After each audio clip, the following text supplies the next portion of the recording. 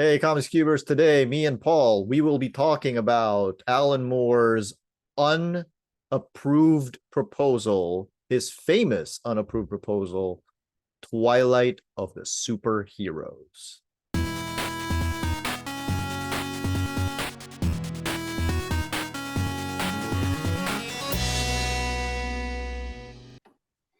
Hello, everybody. Welcome to the Comics Cube. My name is Paul, and this is my friend Duy.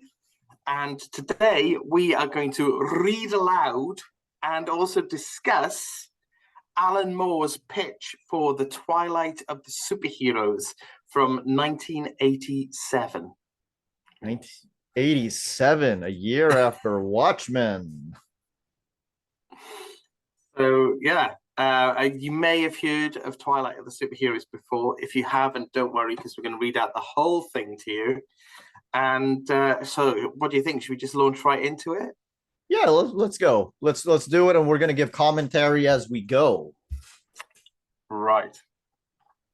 So we're gonna take turns. Yeah, we're gonna take turns on this. Go ahead, Paul. The Interminable Ramble. That's how Moore has titled it. An unpublished series proposal for DC Comics by Alan Moore. Okay, I'm sure this is going to be an interminable ramble, as these things usually are. But first, I want to set down my thoughts on the whole idea of mass crossovers, partly in response to Paul's letter on the subject, and partly just to clarify my thinking for myself. Paul is Paul Levitz. Paul Levitz, yeah, not me. Okay. Paul Levitz. Hopefully, somewhere along the line, you might catch a glimpse of some of the logic behind the story outline that follows, and will thus be able to make a little more sense of my reasons for doing that way. Firstly, as I see the commercial side, taking into account what Paul was kind enough to pass on to me, the perfect mass crossover would be something like the following. It would have a sensible and logical reason for crossing over with other titles, so that the readers who are prompted to try a new title as a result of the crossover, or vice versa, didn't feel cheated by some tenuous linkage of storylines that was at best spurious and at worst non-existent. It would provide a strong and resonant springboard from which to launch a number of new series, or with which to revitalize old ones again, in a manner that was not obviously crassly exploitative, so as to insult the reader's intelligence. With an eye to the merchandising that Marvel managed to spin out of Secret Wars, I think it's safe to assume that if it were possible to credibly spin role-playing games, toys, waiting for Twilight posters, and t-shirts and badges, and all the rest of that stuff from the title, then that would be a good idea too. Ideally, it might even be possible, while appealing to the die-hard superhero junkie, to produce a central story idea, simple, powerful, and resonant enough to bear translation to other media. I mean, I know that I'm probably still intoxicated by the Watchmen deal, but it never hurts to allow for these things as a possibility, does it? Okay, hold on. Yeah. Does any of that sound like the public perception of Alan Moore? It's quite sad in a way that, like, he's so hyped about it, like, you know, he's so happy about it, excited about DC Comics, you know? He's so corporate about it. Yes, too, yeah. I'm really surprised. I mean, like, I read this a long time ago when I didn't really have, like, you know, an image of what Alan Moore is or was. And then, of course, in recent years, with all of his interviews, you have this iconoclastic anti-establishment view of him. And here he is talking about merchandising, talking positive things about Secret Wars, which is the most corporate superhero comic of all time. And talking about translation to other media. It's amazing. Like, amazing. It's so detailed. Like at first I thought, well, maybe he's so excited about this idea, he wants to pitch it right, so he's had to take this stuff into account. And I think there's a bit of that, but he's so detailed. I mean, he's on board with it all, isn't he? Like, you know, which is fine, you know. But like you say, it's not the Alan Moore people think of, is it? Let's also set the stage. This is 1987, so he's talking about the perfect mass crossover. There have only been two at this point: Secret Wars and Crisis on Infinite Earths. Nothing else. There's no pattern. There's no template yet for a mass crossover. He's trying to set one. That's pretty amazing. And you do. If I'm being unkind, perhaps uncharitable here, I feel like he's putting a lot more thought into it than maybe some other planned crossovers in the future had. You know? Well, Paul, maybe some, not all. Well, let's put this in context. 1987. So Crisis on Infinite Earths had happened. It's done at this point, right? And it already has effects. It has rebooted Superman at the very, very least.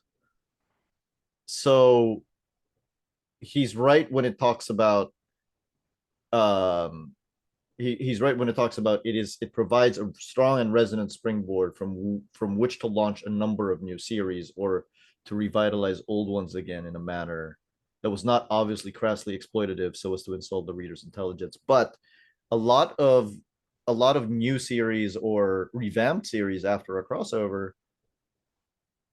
not really well thought out, I think. Yeah. If you think about stuff like, you know, 0 Hour, for example, I mean, the stuff that spun out of that, I mean, Starman's the big success out of that, right? But that was going to happen anyway, wasn't it? I think so. I think it had already been pitched, and then they worked in a springboard of 0 Hour. So, I mean, you have to wonder, did 0 Hour give something like Starman that much of a boost? You know? The other example that I always give when it comes to when this doesn't work is one year later, after Infinite Crisis, where even the titles that were working, they revamped. That made no sense. Yeah, you're right there. It's weird because a lot of Infinite Crisis was like some of what seemed to me as a reader the most well-planned DC crossover. You know, there were so many threads that met really well in the main series. Everything leading up to Infinite Crisis. Yeah, was good. And then they didn't do any planning for afterwards. Like, you know, or get Richard Donner on board Superman or something. I don't know. Robin gets a new costume. Robin now wears red pants. Yeah. Shall we go on? Oh, before we do, I just want to remark on one thing from that last paragraph. I'm probably still intoxicated by the Watchmen deal.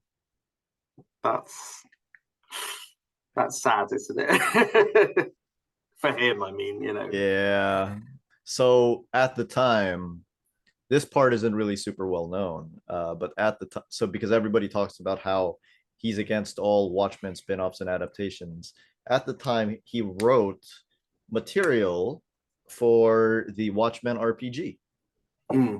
So that's more well known because they re-released that a couple of years ago. What's not super well known is that they were actually talking about possibly a Minutemen prequel. Alan Moore was talking, and Dave Gibbons were talking about possibly a Minutemen prequel. So they were not always closed to sequels, prequels, and spinoffs. I mean, this is a thing about Alan Moore, isn't it? And you see this in this Interminable Ramble, is that he's not like this big anti-capitalist kind of curmudgeon. You know, he's on board with all this stuff. He just doesn't want to get screwed over, and he doesn't want to screw over the readers, you know? There's an artist that, you know, owns a comic book company that Alan Moore worked for in the late 90s.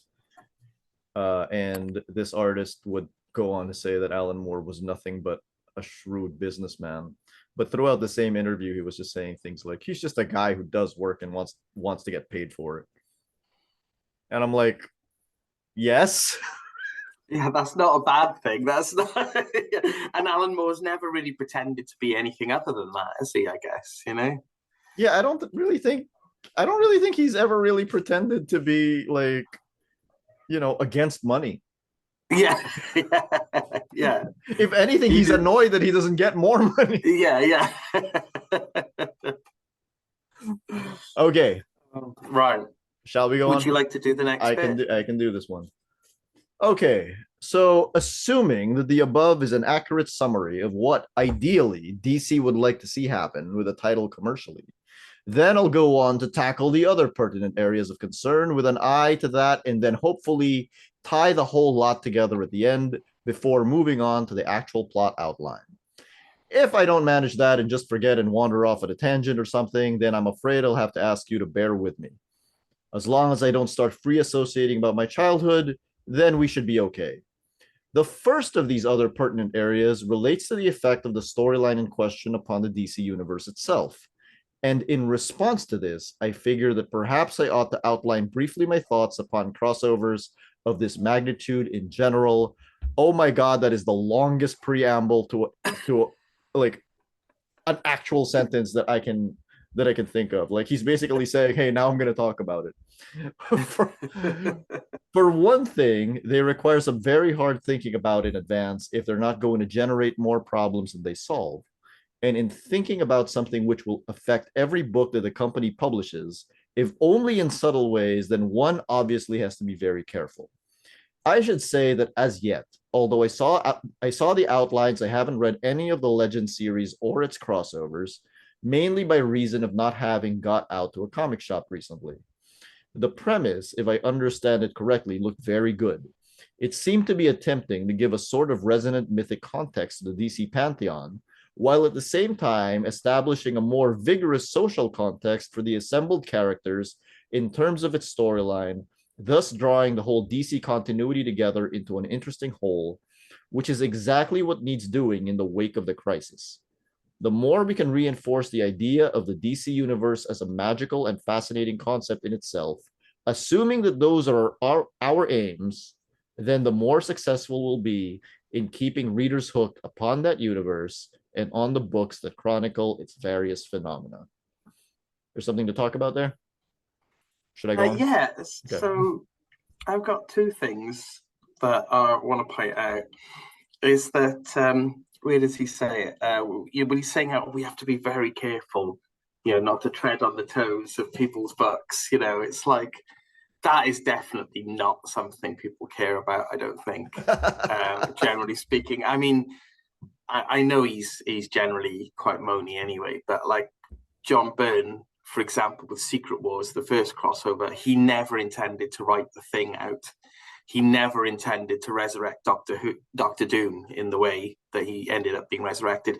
He never intended She-Hulk to join the Fantastic Four. That was all foisted on him by Secret Wars. So, yeah, that's just one example from the first crossover. But there's been other crossovers that have completely derailed books. You see it happening all the time. Yeah, the one that annoyed me the most was Marvel's Axis. Was that the one? It's like all of the villains turn good.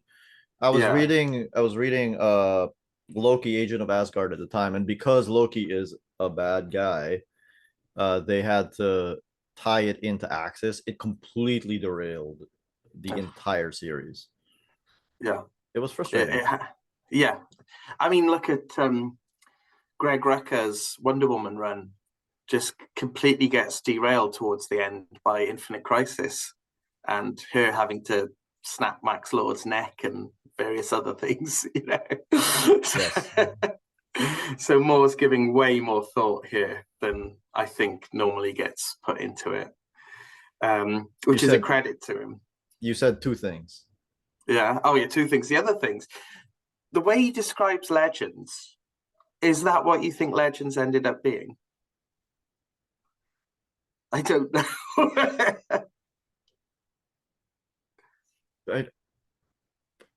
I can see the social context. Yeah. Because G. Gordon Godfrey is responsible for bringing those people together in that. particular comic.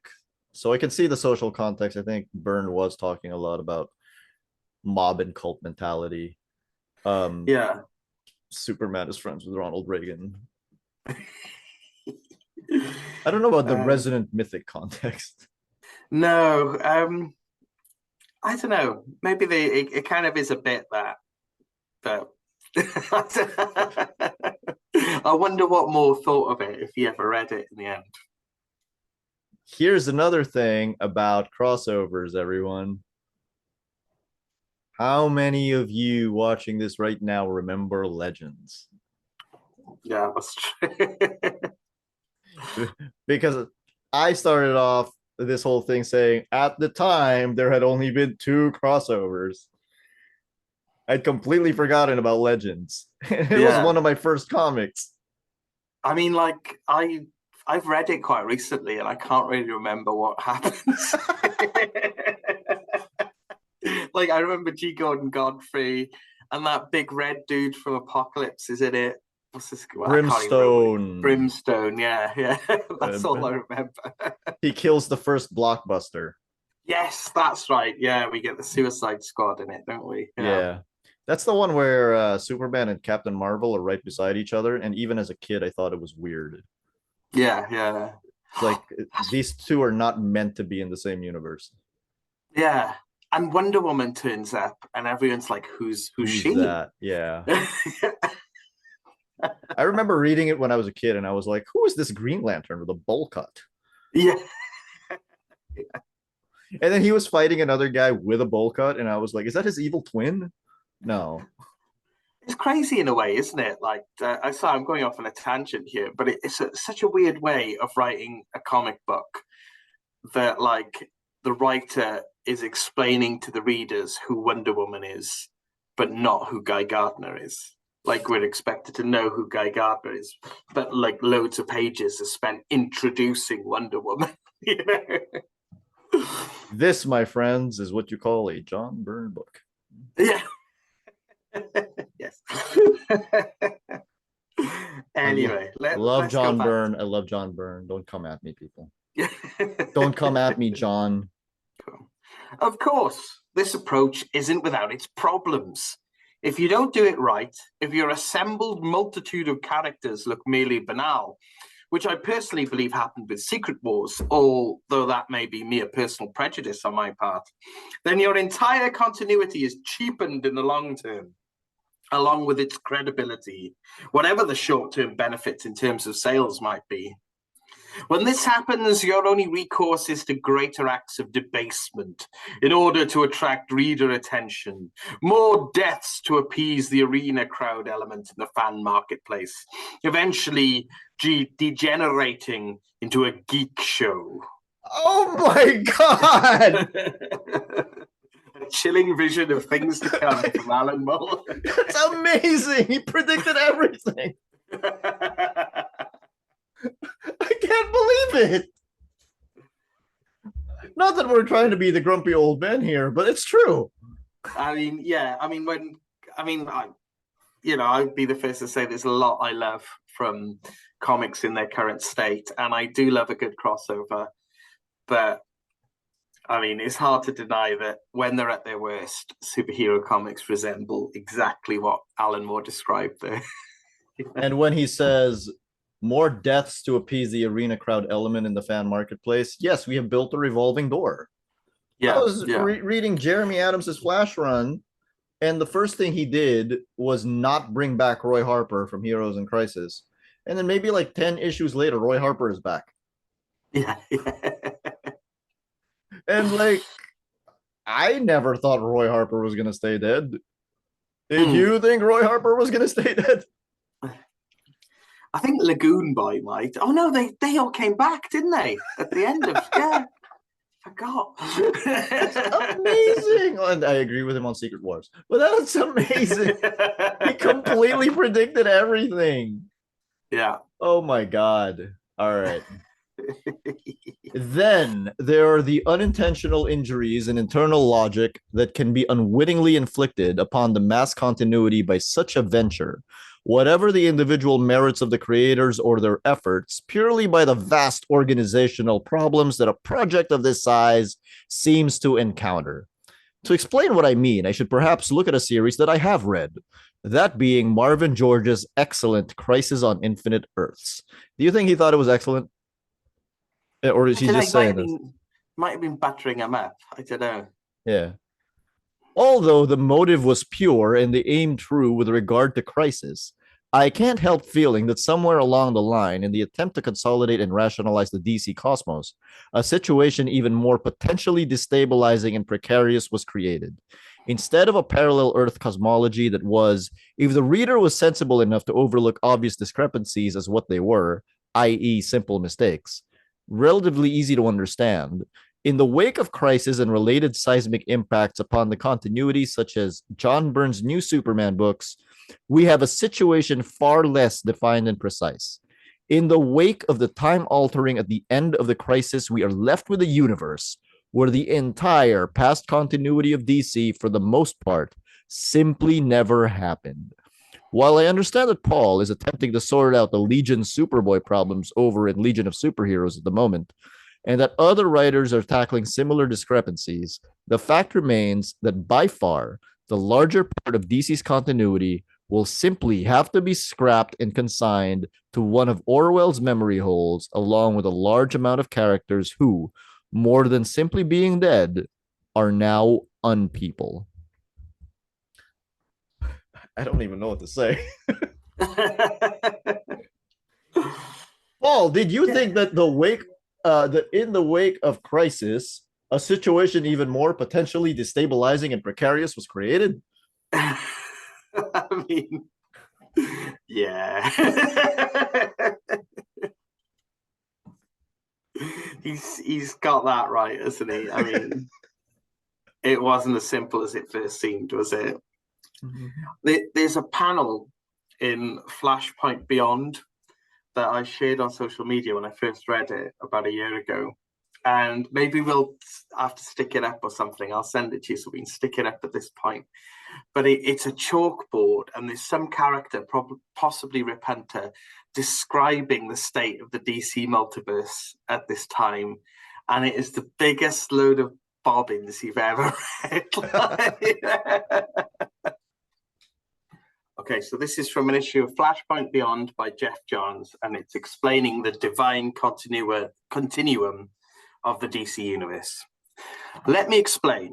When you're referring to the omniverse, you're referring to all of space, but not the other half of existence, time. The omniverse has been disrupted and transformed on a handful of occasions, but afterwards it stabilizes, including the metaverse, which is our universe, and the one from which all multiverses were born. At its core, the omniverse and its multiverses are conceptual in nature, while hypertime is emotional. Therefore, hypertime is never stagnant because it reacts and changes with us, perpetually growing and splintering off into an endless number of timelines. At every major personal crossroads, a choice is made, and it is at those times of great importance that the timeline can split. When that happens, new timelines are born within hypertime, and unlike parallel Earths that come and go like a Tinder date, these alternate timelines forever exist. I mean, I hate everything about it. So I just want to sort of go on record here saying, like, I really like Jeff Johns as a writer. I really rate him. But that is complete bobbins. That's nonsense. I hate everything I just read. What was that?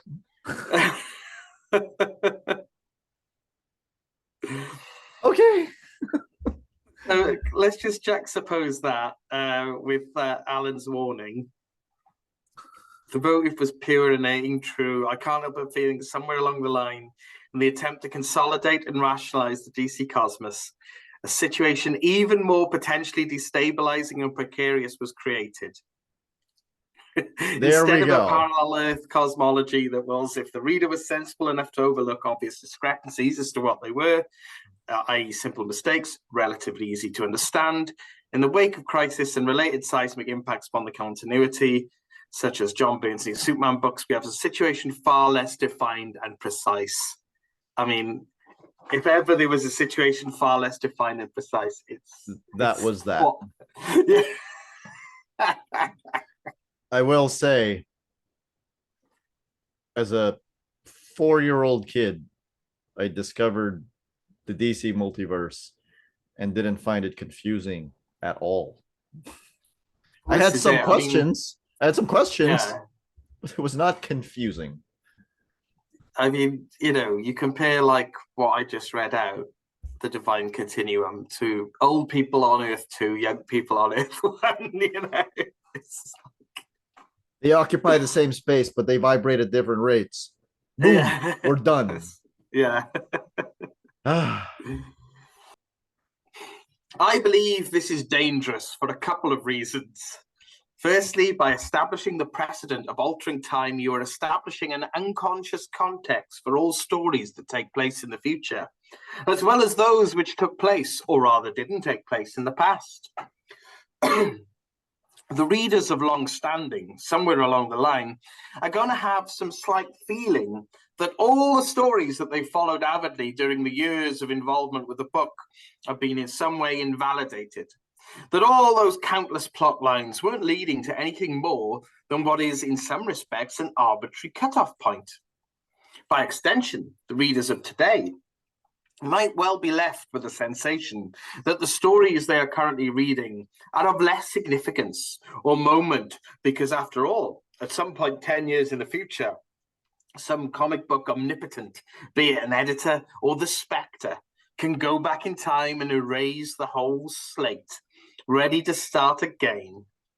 I myself felt something similar at the end of the first Superman film, when he turns time back to save Lois. It ruined the small but genuine enjoyment that I'd got from that first movie and destroyed all credibility for any of the following sequels as far as I was concerned. Oh my God, I love that he is just like such a fan. Yeah. That could be on a message board. That could be on a message board right there. Okay, in the spirit of that kind of fan behavior, I'm just going to put it out there. He's completely wrong about the end of Superman the movie. Okay. I mean, this is a whole podcast in itself, but I'm just going to leave it there to say he's wrong.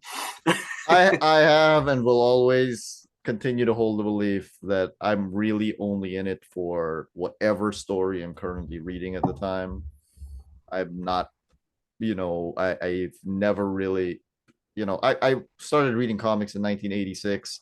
Spider-Man sometimes had a red costume and sometimes he had a black costume and sometimes he was dating someone and sometimes he was married and sometimes he was single, because I was just getting them in bits and pieces. Superman sometimes was pre-crisis Superman, sometimes he was John Byrne Superman.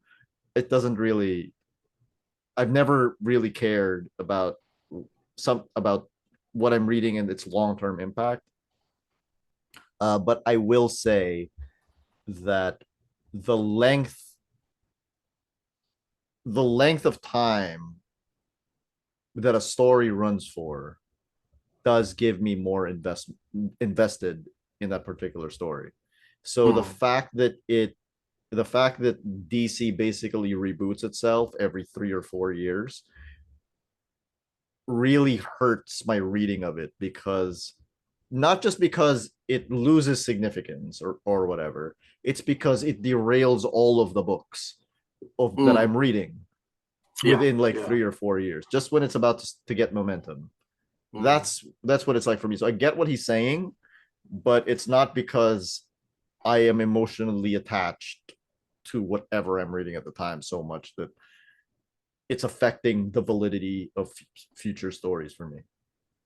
Yeah, I agree personally. Like, it's not, I mean, it was when I was younger, I'd be, that's not canon, but like, as I've gotten a bit older, I'm like, I just want to read about Superman. I don't care if it's, post-crisis, pre-crisis, after Flashpoint, before Flashpoint, New 52. I'm just enjoying reading about Superman. It's fine, But I think what he's saying here is that a lot of fans are bothered by it. which is a fair point, I think. You know, a lot of people are bothered by it and do go to these stories for that sort of, I don't know, that continuity and stability, I suppose, and everything in its right box, you know. And those are the fans, Paul, that will stay with you as a company. Those are Yeah, the fans that that's will true. stay with you, because I will only read a book if I like it. Yeah, yeah, yeah. Those the fans that you're describing, the fans that Alan is describing, are the fans that will read a book because they like the character. And if they don't like the storyline, if they don't like the writer, then or the artist, then they will stick through it until they get one that they do. I get it. That's strange because that's what I do with Superman, but I don't know. It's just like I'm still reading about Superman. It's like it's fine. It's good, you know. But yeah, I think like you're describing the people who will stick with it, whether they, regardless of whether they're getting any joy or not, basically. In many ways, that is your core audience. Yeah, yeah, yeah. Okay. He's wrong about the end of the movie, though.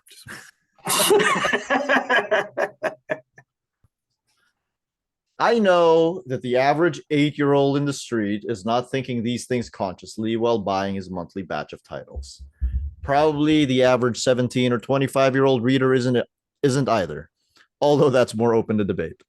My point is that the large and largely incomprehensible tides of public favor or dismissal that determine the success of a title are often influenced by very subtle things far below the waterline. I don't think it's too highfalutin to assume, for example, that the current success of the teenage superhero group, all caps, teenage superhero group, has more than a little to do with a current massive sense of instability pervading our culture, especially with respect to instabilities in the family structure. I firmly believe that both this and the current seeming obsession with a strict formal continuity are some sort of broad response from an audience whose actual lives are spent living in a continuity far more uncertain and complex than anything ever envisaged by a comic book. I believe that one of the things that the comic fan is looking for in his multi-title crossover epics is some sense of a sanely ordered cosmos not offered to him or her by the news headlines or the arguments of their parents over breakfast. Yeah. He's right.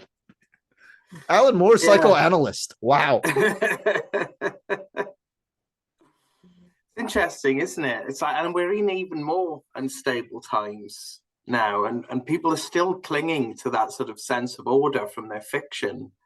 Like one thing I'll never understand is Star Trek fans who don't like Strange New Worlds. And just to people who don't know about Star Trek, Strange New Worlds is a prequel to the original series, right?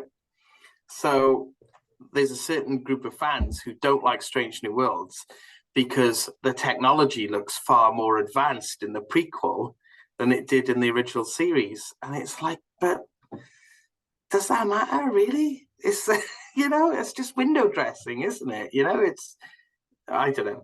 I agree with you, yeah. The fact that they're clinging to these little things is that they're obviously looking for this sort of sense of stability. And you compare it to something like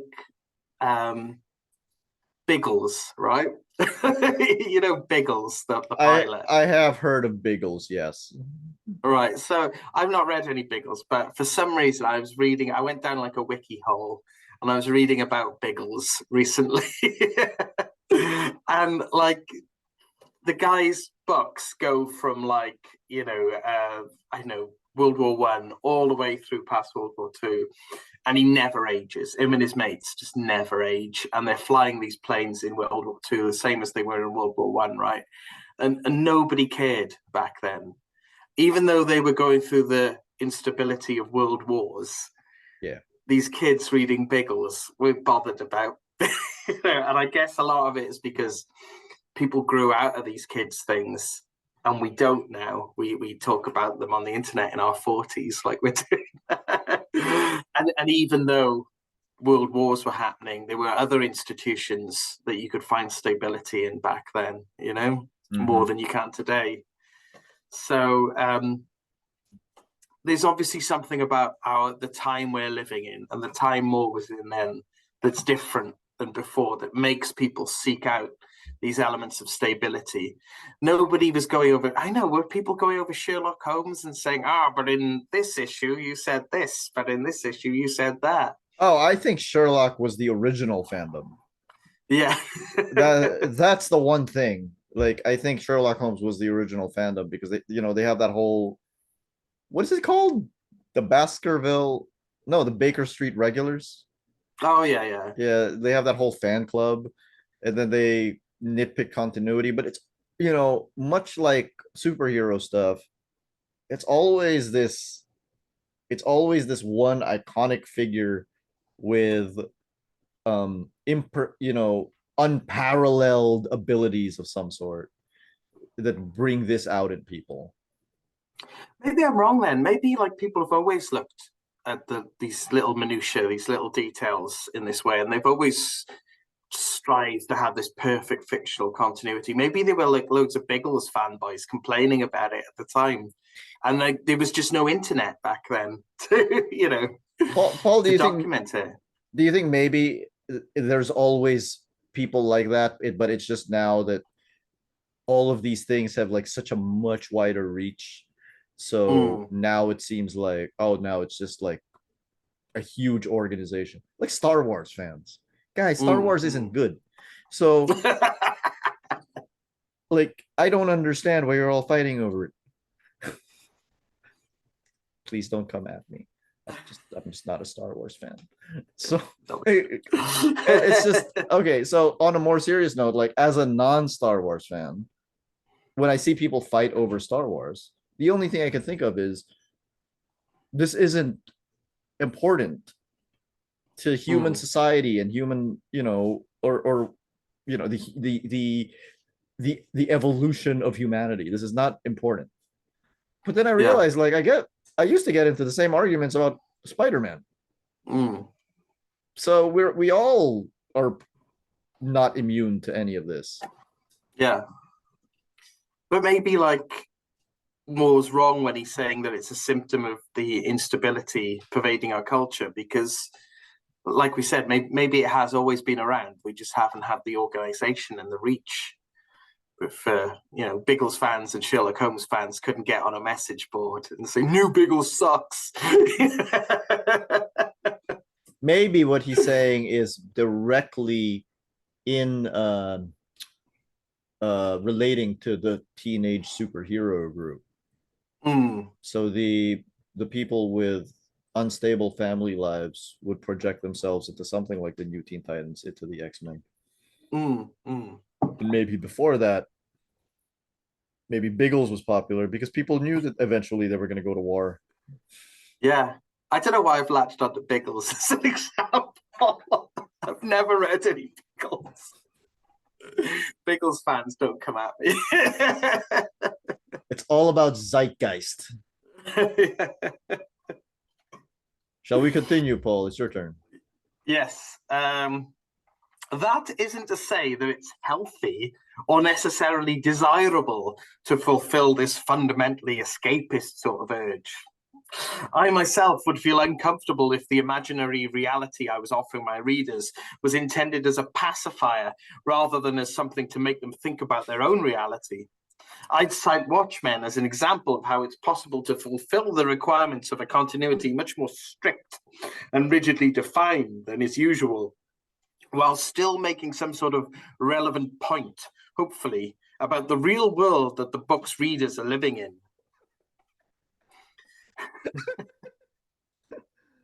Paul, do you think that Alan Moore wrote things to make people think about their own reality and people are not using them as pacifiers? I mean, I've probably used an Alan Moore story as a pacifier on occasion. Okay. By the way, that last point that he makes, which is that he wants something to make a relevant point about the real world that the people are living in, is why he does not like the Killing Joke. Well, because it doesn't make a relevant point about the real world. Because it doesn't make a relevant point about the real world. That's true. It's about Batman and the Joker, isn't it? And nothing Yes. else. And Yes. if there, and I believe his tune would change if there are actually people like Batman or the Joker, that it can make a point about the real world. But there are no people like Batman or the Joker. So it's irrelevant. God, yeah. And there's so many stories, and there's a lot of stories that I'm really fond of that are character studies, aren't they? There's so many of them. I do think they have their place, but I I agree. respect that that's not what Moore wants to do, you know. Yeah, I agree. I think character studies are great. But Yeah, yeah. if your aim is to change the world or something. Yeah, yeah. Attendant to this, there are a number of people in the industry, and in my opinion, they have a good case, even if I'm undecided about the right means to carry it off, who feel that it's time to break down the continuity and try to get rid of a lot of the rather anal and obsessive attitudes that have been allowed to dominate the marketplace and to some degree have hindered it in its periodic attempts to be taken seriously. I suppose a shining example of this would be Frank Miller's Dark Knight, which, while it doesn't seem bothered about fitting into any graven in stone continuity, does service to the legend of Batman and brilliantly redefines the character for an 80s audience. And nobody really seems to care much how this all fits into the continuity because it's such a bloody good story. Will Jason Todd really die? Will all the superheroes leave Earth to Superman and his government pals? Will Oliver Queen really get his arm burned off at the elbow in a fight with Clark Kent and become an embittered urban terrorist? Who cares? I love that he ends that with "who cares" and not "who knows." It's interesting, isn't it? That it's the story first with him, isn't it? You It's know, the story is it a first. bloody good story and everything? And maybe that's how it should be. But I think maybe, and I suppose you see this later on with the actual synopsis that he goes through for Twilight of the Superheroes, that the characters are serving the stories aren't serving the characters. So if the character has to, if you have to break the character to tell this story, he'll do it. You know. The funny thing about mentioning Dark Knight is that Frank Miller is on the record about breaking Superman to fit that story. Yeah, He yeah, has said that if he had been writing a Superman story, he would have never written him that way.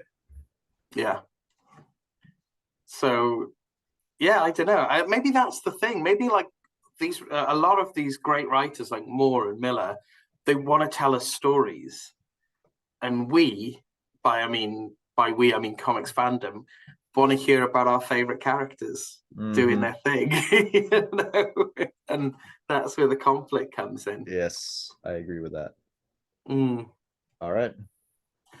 Okay, so the readers seem quite capable of accepting that this may or may not happen in the future without getting worked up and starting to chew through their own arms over how the idea of alternate possible futures fits in with the crisis idea, and that there is only one time stream with no possibility of alternate pasts, presents, or futures.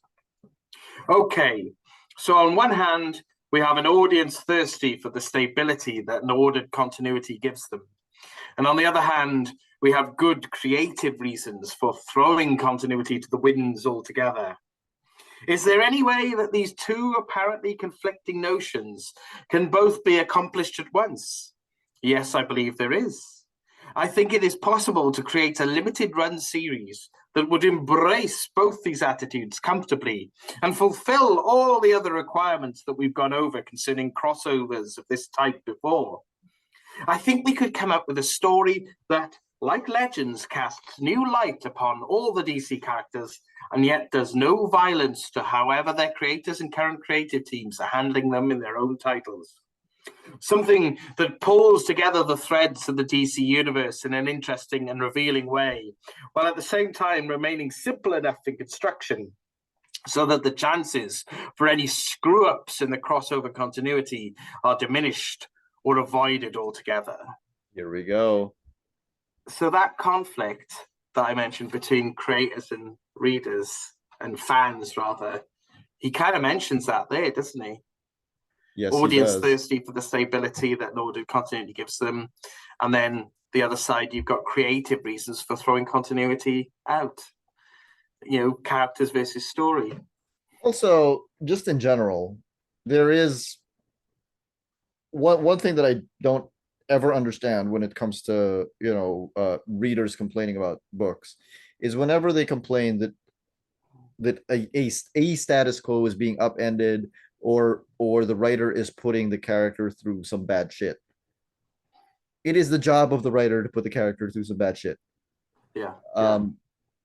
So how do you manage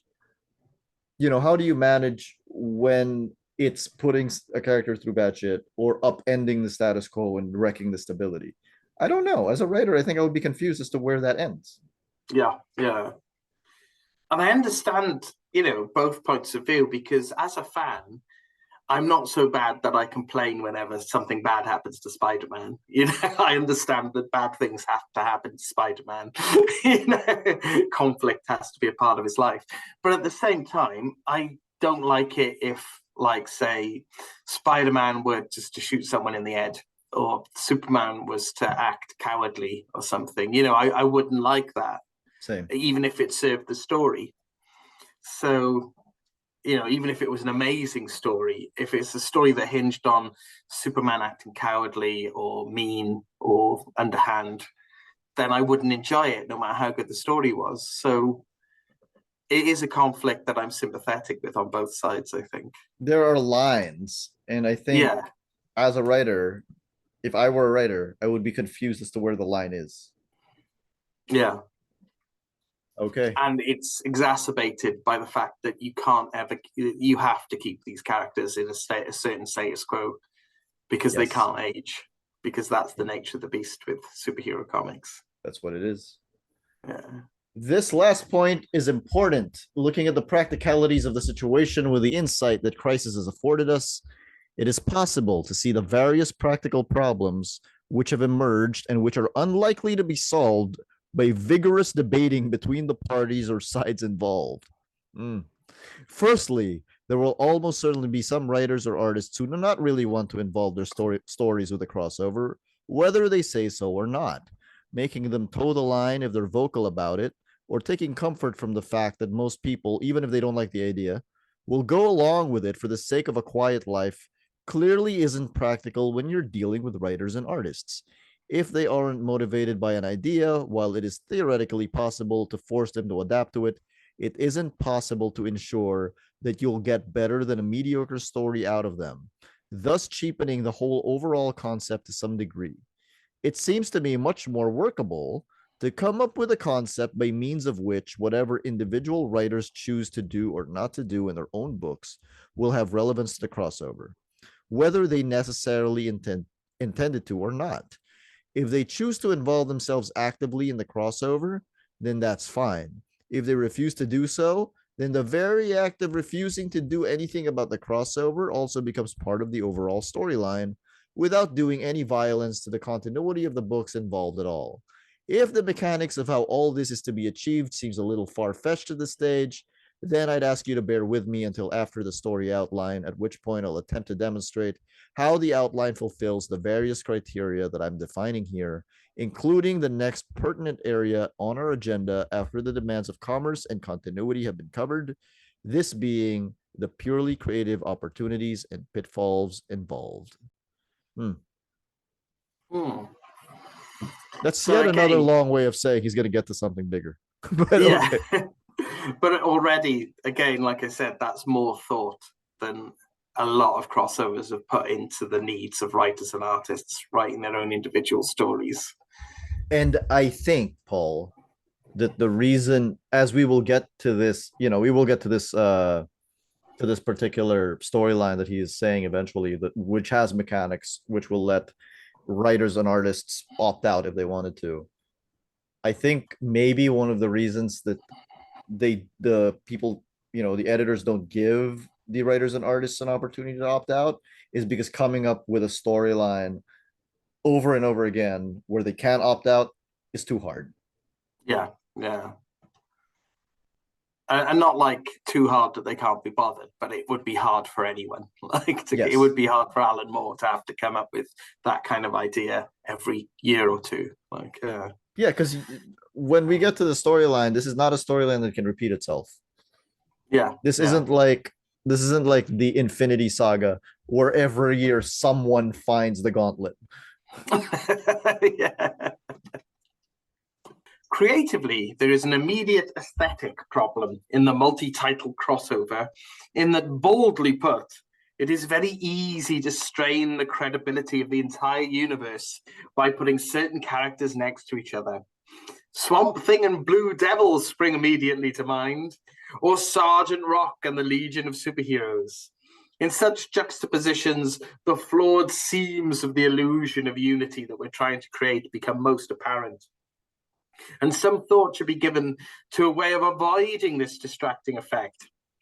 There is also the very real possibility that any storyline involving so many characters in more than a superficial fashion is going to degenerate into incoherence and gibberish, becoming a sort of comic book babble of difficult to explain powers and origins and characterizations, topped off with a muddy cosmic conclusions, some of which I feel that I certainly fell prey to in my recent Crisis in Heaven American Gothic conclusion in Swamp Thing, and I'm anxious to avoid repeating here. I don't think he fell prey to that in American Gothic, but okay, Alan. But okay, Alan. Also, I think he's completely wrong. I mean, yeah, put Swamp Thing and Blue Devil together and see what happens, you know? Put the Legion and Sergeant Rock together, stick them together. Damn the consequences. You know who I think would disagree with 1987 Alan Moore? Yeah. 1998 Alan Moore, who wrote The League of Extraordinary Gentlemen. Yes, that's true. Yeah. That's exactly what he was doing. In League of Extraordinary Gentlemen, all of a sudden you had, Dogtanian, which is a dog version of D'Artagnan, talking to Shakespearean characters like Prospero from The Tempest. Yeah. Alan Moore eventually realized he was wrong. Yes. It's fine. It's fine. Yes, put Swamp Thing and Blue Devil next to each other. I would like Sergeant Rock and the Legion of Superheroes. I would read that in a heartbeat, Paul. Absolutely. In a heartbeat. Yeah. Why hasn't it been done?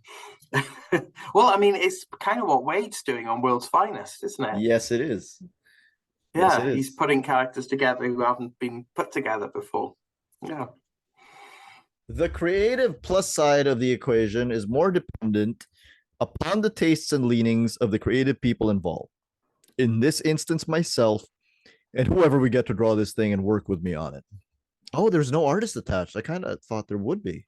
Anyway, for my part, speaking purely subjectively for the moment, what I'd like to do creatively with a series, above and beyond the creative satisfaction to me, and in fulfilling all the criteria above, is to create a storyline that lent the whole superhero phenomenon, the whole cosmos and concept, a context that was intensely mythic, and we extracted from the characters involved in it their last ounce of mythic potential, aiming at coming up with something that cements the link between superheroes and the gods of legend by attempting something as direct and resonant as the original legends themselves. One legend in particular will be the main thematic drift of the storyline, this being the Norse legend of Ragnarok, Twilight of the Gods. Well, I really did think there was again, I haven't read this in a long time, but I really thought there was an artist he at least had in mind for it. And I wanted to say it was Dave Gibbons. Wow. That'd be great. But I have nothing to back that up. Yeah. God. Yeah, Gibbons would be great on this. I've been Mandela. Yeah. That's amazing. The idea of Gibbons drawing this is amazing. Yeah. At the time, Paul. At the time, who would you have gotten to draw it if not Dave Gibbons? At the time, yeah. I mean, who else could have been up to the job? I mean, Perez wouldn't have worked. He wouldn't have done it, I think. No, he had just finished Crisis. Yeah. Given that the main character is who it is. I mean, imagine like some like really sort of dark artist on this as well. Like, the kind of people he worked with on Swamp Thing, maybe. Yeah. Could they have sustained it? Yeah. But could they have sustained it for that long, in that style? I don't know. But the main character of this is John Constantine. I'm just gonna point out he mentioned Crisis on Infinite Earths earlier and how excellent it was. Do you remember this? I don't remember which issue of Crisis on Infinite Earths it was, where John Constantine just shows up for like maybe 3 panels with no context whatsoever. Yeah. And it's obviously like something where Marv was told just stick this new character in somehow. Stick this British guy in. I thought that was funny. Anyway. I think like everyone our age who sort of grew up as teenagers alongside Hellblazer, but discovered Crisis after the fact, we all had that moment of like, John Constantine is in Crisis? What? Why? It turns out in American Gothic is directly related to Crisis on Infinite Earths. Yeah. See, you people watching this don't think that Alan Moore like to play. Yeah, Alan Moore has like this huge reputation that he hates superheroes and that he hates DC. He loves DC and he loves superheroes. Maybe he doesn't love them anymore, but like it is painfully evident how much he loves them when you read his work. Absolutely. I mean, and when you read this, what we're reading right now, I mean, the enthusiasm and the joy coming off this. So we're finally on to the storyline itself. Okay. Assuming that 6 pages is enough for preliminaries, we'll now move to... We're only 6 pages in. We'll now move to a discussion of the storyline itself. Please bear in mind that firstly, since the story has time travel as one of its central motifs, it's often difficult to present events in a clear chronological sequence without getting muddled, for which I apologize in advance. Secondly, since I myself don't have all the fine details filled in yet, unless those details occur to me over the course of this writing, which often happens, then there are going to be a few areas where the plot is maybe fuzzy, or the storyline seems flatter and less inspiring than the areas surrounding it.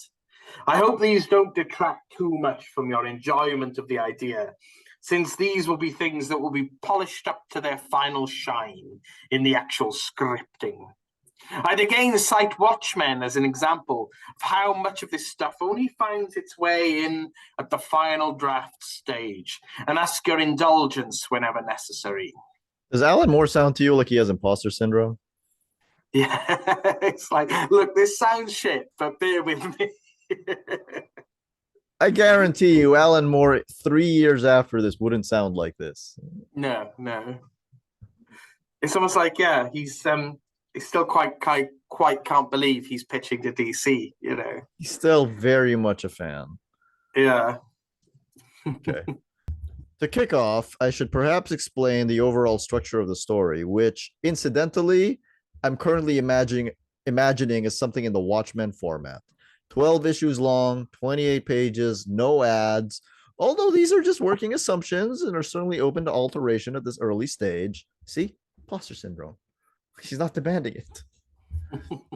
The story is structured so that there is a central core narrative, which in this case is the tale of the twilight of the superheroes, taking place at some point in the not too distant future, say 20 or 30 years. Around this, there is a sort of framing narrative, a device which links these hypothetical future events with what is going on in the DC continuity at present. This device provides the sort of interface between the fairly self-contained story of Twilight and the numerous, fairly self-contained storylines and continuities of the DC cosmos. And it is achieved as follows. We have agents in the future who have managed to send a message back to agents in the present-day DC continuity, urging them to warn the superhero community of the terrible future that is possibly waiting for them, and to avoid it if at all possible. This is not without its own ambiguities, as we shall hopefully see, but it provides for the moment the easiest conceptual handle with which to grasp the mechanics of all this. Thus, the agents in the present set about reaching various superheroes in the present and delivering the warning. Some of those who are warned heed the warning and make decisions in their current doings and lifestyles that will hopefully avert what is to happen in the future, even though this is by no means definite. Others will ignore the warning and carry on with what they were doing, which of course has some relevance even by default to the outcome of this horrific Götterdämmerung waiting in the potential future.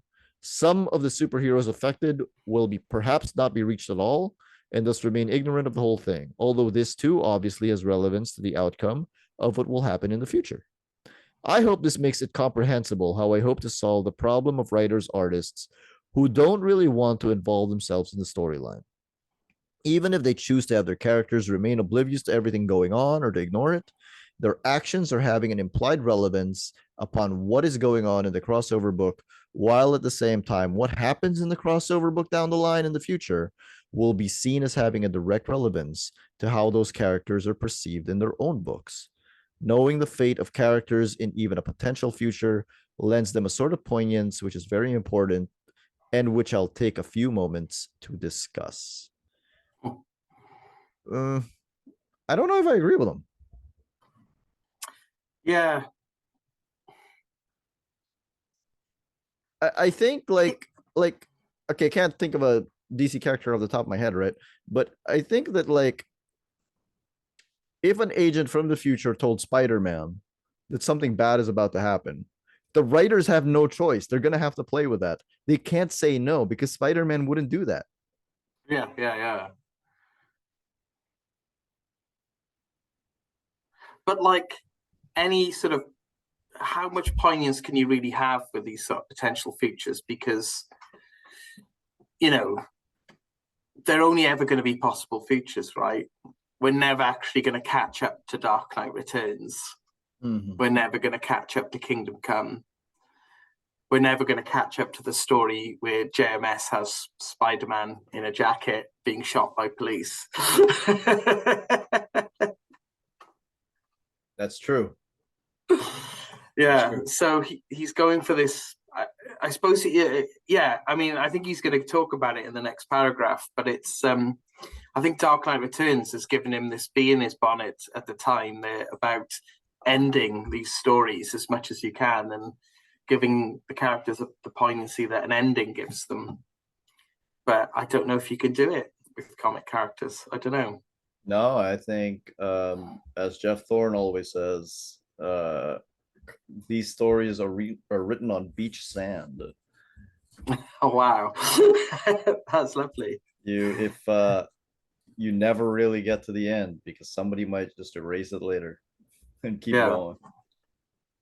I agree. But I guess they didn't know this in 87. This is all new territory, I guess. Yeah, I think maybe in 87 is the first time they ever really considered doing ending stories and stuff. Yeah. Every time they would do an ending story before, they would be like, oh, this is an imaginary story. It's interesting. All right. Okay, so as I mentioned in my introduction to Frank's Dark Knight, one of the things that prevents superhero stories from ever attaining the status of true modern myths or legends is that they are open-ended. An essential quality of a legend is that the events in it are clearly defined in time. Robin Hood is driven to become an outlaw by the injustices of King John and his minions. That is his origin. He meets Little John, Friar Tuck, and all the rest and forms the Merry Men. He wins the tournament in disguise. He falls in love with Maid Marian and thwarts the Sheriff of Nottingham. That is his career, including love interest, major villains, and the formation of a superhero group that he is part of. He lives to see the return of good King Richard and is finally killed by a woman, firing a last arrow to mark the place where he shall be buried. That is his resolution. You could apply the same paradigm to King Arthur, Davy Crockett, or Sherlock Holmes with equal success. You cannot apply it to most comic book characters because, in order to meet the commercial demands of a continuing series, they can never have a resolution. Indeed, they find it difficult to embrace any of the changes in life that the passage of time brings about for these very same reasons, making them finally less than fully human, as well as falling far short of true myth. The weird thing about that to me is, do mythological stories themselves have endings aside from Ragnarok? Well, the King Arthur one does, doesn't it? No. Myths. Oh, right. Oh, I see what you mean. Yeah. Yeah, I see what you mean, because like there's no story where like Zeus gets killed. Right. Or no, that's a fair point. There's no Twilight of the Greek gods. So that's weird to me. I don't he's talking about myths, but I think he's talking about these specific legends. And he's right about them, although I'm not sure how Sherlock Holmes actually ends. I know that Conan Doyle tried to kill Sherlock Holmes, but much like a good fandom, they wouldn't let him stay dead. Yes. Well, he all we know about his ending is he retires, doesn't he, to keep bees? Yes. That's as far as we get, as close as we get to an ending, isn't it? I mean, do you agree with this? Is that why I think the reason that they fall short of being, true modern myths or legend, I don't think they do fall short. I think they are modern myths and legends. But if they do, it's because they're commercial as hell. Yeah. Yeah, I mean, like, and again, this is why, like, sort of continuity doesn't matter so much anymore to me anymore, because when this dies, when they eventually go public domain, and the money behind sustaining these stories isn't there anymore, so they kind of die out in the way that these characters do. The broad strokes will remain. Like he discusses the broad strokes of the Sherlock, the Robin Hood myth there. Yeah. The broad strokes of Superman will remain. Krypton exploding, meeting Lois Lane, fighting Lex Luthor. Same with Batman, parents getting killed, recruiting Robin, butler called Alfred, Batmobile, that'll remain. And, all these like, other stuff's not going to be remembered. And like the presence of Dark Knight Returns doesn't take away from that, does it? Or doesn't add to that in any way. The presence of whatever happened to the Man of Tomorrow doesn't add or take away to that. The same as like the Greek myths and legends, they're like you said, they didn't have an ending, but the broad strokes of those stories have remained, It's true. Like, I know that, for example, whatever happened to the Man of Tomorrow is sold as like the end of the pre-crisis Superman. But I don't actually read it as the end of the pre-crisis Superman. I just read it as a Superman story. Yeah. Like when I'm reading the pre-crisis Superman stuff, I'm not thinking like, oh, this is the Superman that ends with whatever happened to the Man of Tomorrow. Yeah, well, exactly. Maybe that's just me though. I mean, Superman literally fights a never-ending battle, right? That's built into him. it's in his character description. But I think the fact that they are endings makes those stories themselves powerful. Like Dark Knight Returns to me is powerful because it's the end of Batman. It doesn't make Batman any more powerful or less powerful to me overall, but within that story, it's powerful in the sense that I'm reading the end at this particular time of the character, which is why none of Miller's sequels have worked for me. Because it's the sequel to an ending. Yeah, I mean, Miller's sequels to Dark Knight have always just felt like, I just want to play in this sandbox some more. Yeah. Which is fine. It's fine. It's fine as a reason for existing, and it's fine for people to read it that way. But, it is why it doesn't resonate as much as the first Dark Knight Returns. So I think what we're saying is like these stories, these ending stories that he's talking about here, these Twilight of the Gods kind of stories, they are powerful in and of themselves, but they don't necessarily add to the myth of characters. I think I'd agree with that. Yeah. I agree with that. The reasons this all came up in the Dark Knight intro was that I felt that Frank had managed to fulfill the requirement in terms of Superman and Batman, giving us an image which, while perhaps not of their actual deaths, showed up how they were at their endings in their final years. Wow, Alan, spoiler. Whether the story will ever happen in terms of real continuity is irrelevant. By providing a fitting and effective capstone to the Batman legend, it makes it just that, a legend rather than an endlessly meandering continuity. It does no damage to the current stories of Batman in the present, and indeed it does the opposite by lending them a certain weight and power by implication and association.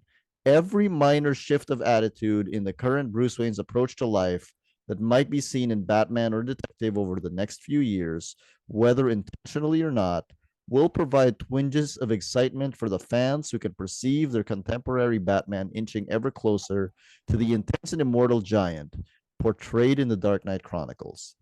It also provides a special poignance. While I was doing some of the episodes of Under the Hood for the Watchmen up, and especially upon seeing Dave's mock-up photographs of the Minutemen in their early innocent days, I felt as if I'd touched upon that sense of, look at them all being happy. They didn't know how it would turn out, that one sometimes gets when looking at old photographs. Dark Knight does this for the Batman to some degree, and I'd like to try to do the same for the whole DC cosmos in Twilight. I feel that by providing a capstone of the type mentioned above, but one which embraces the whole DC universe rather than just a couple of its heroes, I can lend a coherence and emotional weight to the notion of a cohesive DC universe, thus fulfilling the criteria set out in my ramblings about the effect of all this on the idea of DC continuity as mentioned above. Being set in a possible future, it does nothing that cannot be undone, and yet at the same time has a real and tangible effect upon the lives and activities of the various characters in their own books and their own current continuities.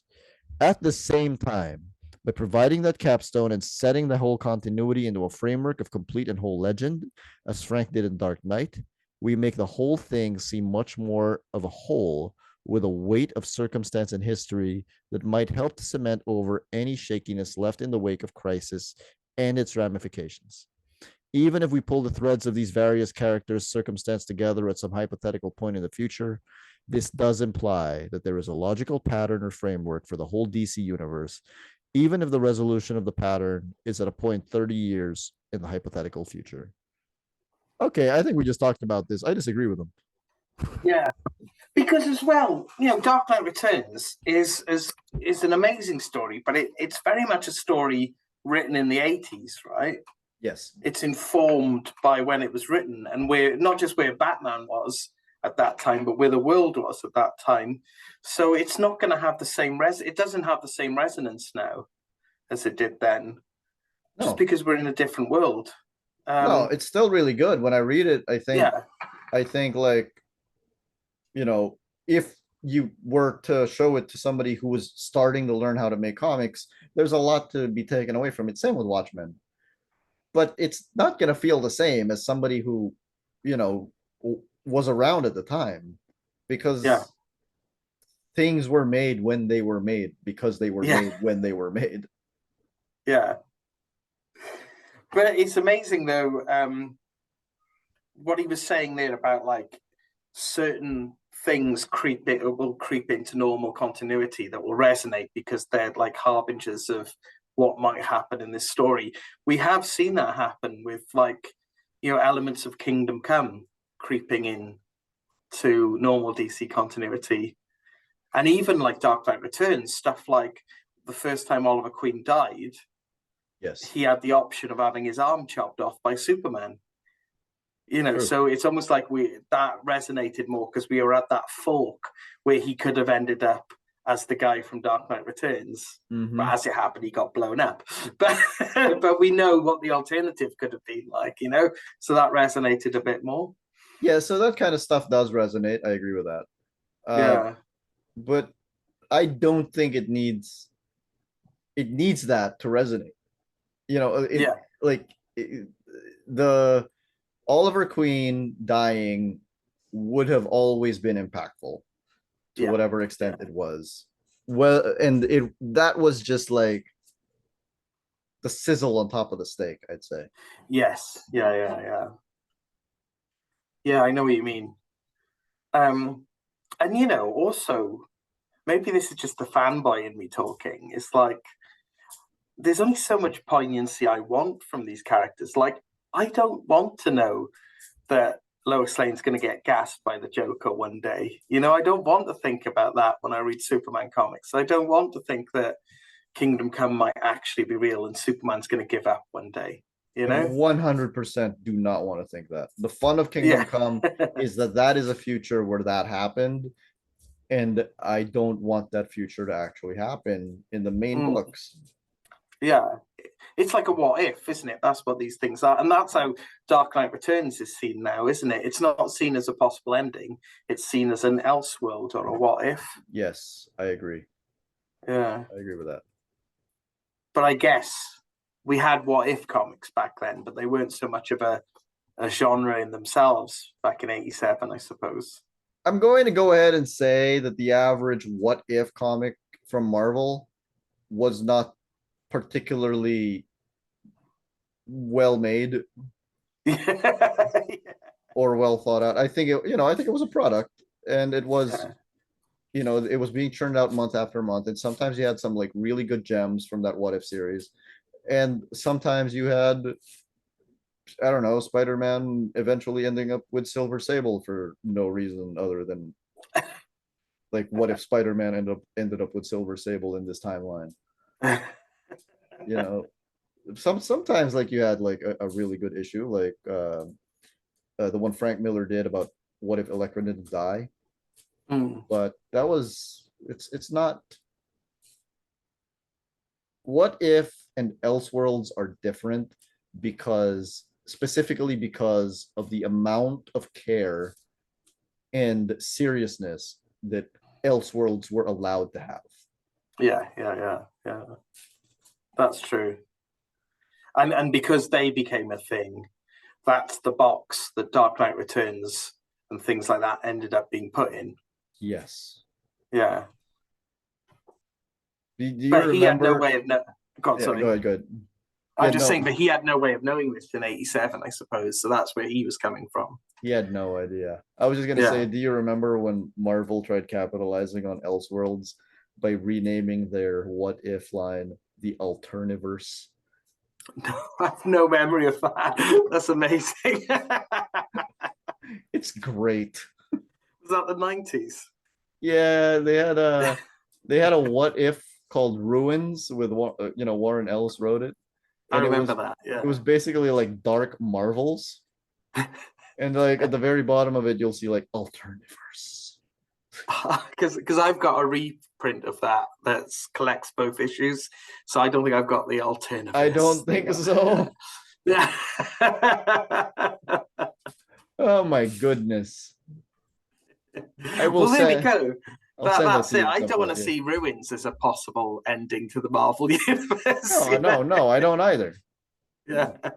In fact, like the entire existence of the what if comics is basically like is justification as to why canon was the way it was, because every what if comic ended miserably.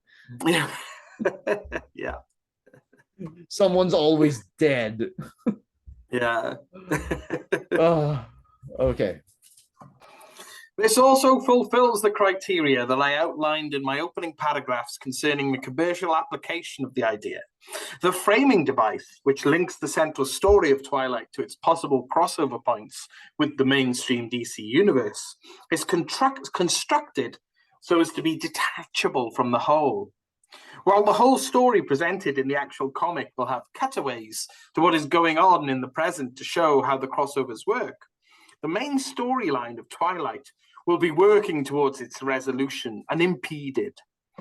Thus, In order to make the central storyline comprehensible to a wider audience than the trivia-mesmerized hordes of comic fandom, ouch, the link with the present can be ignored and effectively severed, leaving only a powerful and simple central story idea that an apocalypse for superfolk played out by warring factions against the fascinating backdrop of a drastically altered future, with all the plotting, romance, and intrigue of one of those stirring historical dramas about warring factions amongst the Medici or whatever. How long was that sentence? Look at this paragraph. Look at how long this paragraph is. This central idea, that of a war and all its spectacular ramifications, makes it ideal material for a role-playing game, perhaps the ultimate superhero role-playing game. It also lends itself nicely to a wide range of other spin-off projects, including those in the Toy Soldier range. The apocalyptic mood of the series, tied in with current preoccupations and encapsulated in a phrase like the previously mentioned "waiting for Twilight," could work nicely with regard to the advertising campaign, as well as giving us a range of credible adult items such as badges, posters, and t-shirts. The storyline would hopefully be resonant enough to provide a good springboard for new characters or revitalized old characters. And this again would work seamlessly when it came to actually orchestrating all of this. A character who hasn't been seen yet, say Barbara Randall's proposal for a female Flash, could be presented. Yeah, I know, right? It could be presented in Twilight as an old established character who's been in the Justice League for years. When the character appears on the newsstands in her own title some months later, this should strike a suitably ominous resonance back to the Twilight storyline. Is it all coming true? Even if it doesn't all come true in every detail, even if, say, she never joins the Justice League, mightn't most of it come true? This is the sort of feedback effect that I want to foster. In addition to that, any changes that writers have planned for their characters in the future could be hinted at directly as having happened in the past, so that when they actually happen in the regular comic book, they have a meaning beyond that which they have on the surface. Even if plans change and certain things don't materialize as planned, then even that has its implications with regard to the future proposed in Twilight, especially after certain key ambiguities that will be introduced in the final issues of this proposed crossover. There's a few things. Number one is the problem when you're typing on a typewriter. You don't end up going like, I should probably break this paragraph up. I'm rambling too long. Right, yeah. This is stream of consciousness. Look at him talking about how it would be great to make a role-playing game. Yeah. It's lovely. He's so excited. It's lovely, yeah. I just, earlier on as well, when he was talking about Dark Knight Returns, I love what a fanboy he is for Dark Knight Returns in this as well. I know. He loves it. There is some sentiment, and I don't know how true it is. I'm sure somebody in the comments will correct me, that Alan and Frank don't get along anymore, and I don't. And that makes me sad because he clearly has so much respect for Frank. Yeah. I get what he's saying here as well, because we've seen it happen. Like, so, you know, funny enough, the example he gave, this sort of tantalizing female Flash that he teases here, that would, by Barbara Randall, that would have been cool. I wonder why that never happened. And we have seen teases of a female Flash throughout. Well, this is it. This came true, you know, because like obviously we got Irie West as the Flash teased in Kingdom Come, and then she's a character now with super speed, like so. But she's still a child. She's not the character from Kingdom Come yet. Yeah, that part to me is interesting because he is right that me recognizing her from a story that I read, an Elseworld story that I read, does add weight to it. But I think he's overestimating the weight that's attached to it, because I think, having read many comics with Iris West now, I'm like, oh yeah, okay, it's Irie West. Yeah. Also, what he's saying is true about like, yeah, you can spin off other characters and sell other characters, but like with regards to revitalizing interest, I mean, spoilers for what we're going to hear in a bit, but how interested would you be in reading a story about Plastic Man being a superhero after reading about him as this sad melting gigolo, you know? Or, you know, how interested would you be in reading the Metal Men being superheroes after reading about gold getting melted down to build an armor? Like, you know, I know. it doesn't seem like the ideal way to revitalize interest in these characters. Like, here's an example for you that is recent and not an example I think that people will expect me to pull out. Do you remember when the CW did Crisis on Infinite Earths? yeah, yeah. And it's heavily implied, if I remember right, it's heavily implied that Brandon Routh's Superman, who is Christopher Reeve's Superman, ends up with the Kingdom Come storyline where Lois is killed by the Joker. Yeah, And I'm like, I don't want that. No, no. There's no universe where I'm watching the Richard Donner Superman movies and thinking like, oh yeah, Margot Kidder's gonna be gassed by the Joker one day. So no, like I think if it's a bad ending, it actually makes me less interested. Yeah, absolutely. And in the real world, like for example, you know, was anyone more interested in Captain Atom after watching him blow up Smallville in Kingdom Come? You know, No. no. You know, No. it's like so. I'm trying to think of did any characters do you think get a boost from Kingdom Come?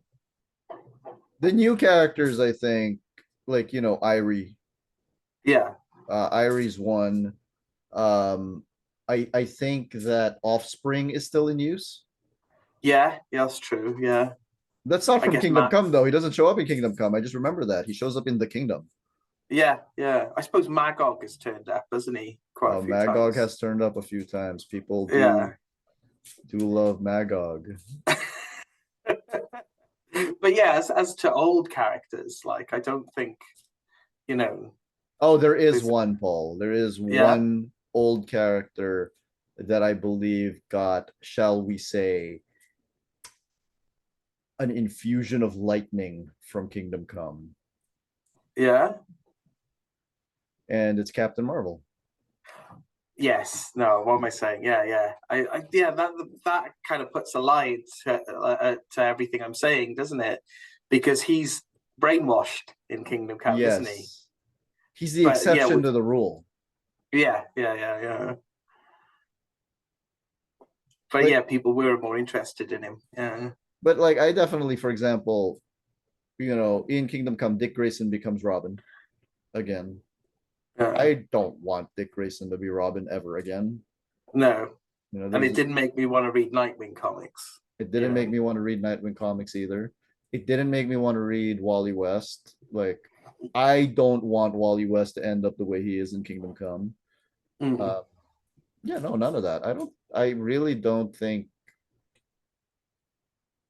like, only the new characters Yeah. worked out there. I really don't think it revitalized the old characters except for Captain Marvel, just because, and it wasn't because of the storyline Captain Marvel was in. I think it just helped a lot to put him right next to Superman, toe to toe with Superman, to Yeah. just increase his profile at the time. Yeah. Because he'd been gone for a while. Yeah, no, I agree. Yeah. And I should say to the viewers as well that the reason we're using Kingdom Come so much as a comparison here is that I would say it's probably the closest real life thing to Twilight of the superheroes that we actually got. Would you agree with that? Yeah. I believe at the time, people were wondering if Wade was directly inspired by the Twilight proposal. I can't imagine he was. I think he was. I think I have read that he denied it, but I wouldn't be able to point to you to where he would have denied it. You'll have to ask him. Next Maybe eventually. Yeah. We'll see. Contrary to what people might believe, I don't take it for granted that they're all coming back. So yeah. But yes, go watch my interviews with Mark Waid. He's brilliant. Absolutely. Okay. Have you interviewed Barbara Kiesel before? I have once. I did not know that she fished a female Flash. Yeah. I would have Maybe been very interested. If you ever speak to her again, that might be something to ask. You know what's funny is that at the time she was an editor. Right. So I don't know why she didn't just greenlight her own book. Yeah. You know, Wade teased Jesse Quick as the Flash for like a couple of issues at one point. That's true. Which, by the way, if that happened now, she's totally the Flash for like a year. Yeah. Which is great. Jesse's great, but okay. Yeah. I should also point out, if only to start a new paragraph, I just noticed I didn't draw breath on the last page. Yeah, we noticed that. That's amazing. He cuts off. He preempts his own jokes. I mean, he sees exactly what we see. The fact that the meat of Twilight Central storyline is detachable from the crossover device means that should anyone see any potential in the ultimate superhero movie, bearing in mind that DC currently own almost all of the really important superhero icons imprinted on the mass consciousness and could thus perhaps come up with something that legitimately laid claim to that title, then it will be simple to detach the central idea from the off-putting clutter of a massive continuity, such as would almost certainly alienate the average non-comic fan moviegoer. I'm talking about characters such as Superman, Batman, Wonder Woman, the Marvel Family, Black Hawk, Plastic Man, The Shadow, and all the other truly classic and publicly recognizable characters that DC are fortunate enough to have access to. Handled in the right way with the inclusion of these classic figures, the Twilight storyline could be printed as a spectacular and epic finale to the whole essential superhero dream. Like I say anyway, it never hurts to consider these angles just in case. Okay, 2 items for me. Number 1, that didn't age well. No. But number 2, he names Blackhawk as one of the most iconic and recognizable superhero characters. What? I suppose he grew up in the 60s, didn't he? So Blackhawk had his own comic for quite a while, didn't he? Which Will Eisner worked on. Blackhawk. Yeah.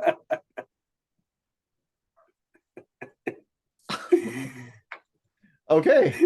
That's what the kids want. Blackhawk. I mean, I'm joking, but I would watch it. I would totally watch a Blackhawk movie. I love Blackhawk. Maybe they can do a crossover with Biggles. Yeah.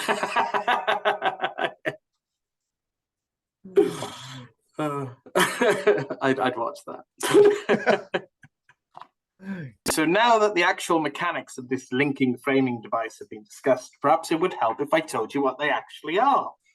Bear in mind that the details of this are subject to change, as long as the overall idea is sound, since I'm not absolutely sure about forthcoming events in the DC universe that might invalidate some of this. I'm confident there'll be a way around any such problems anyway, so the following should still be fairly sound and useful.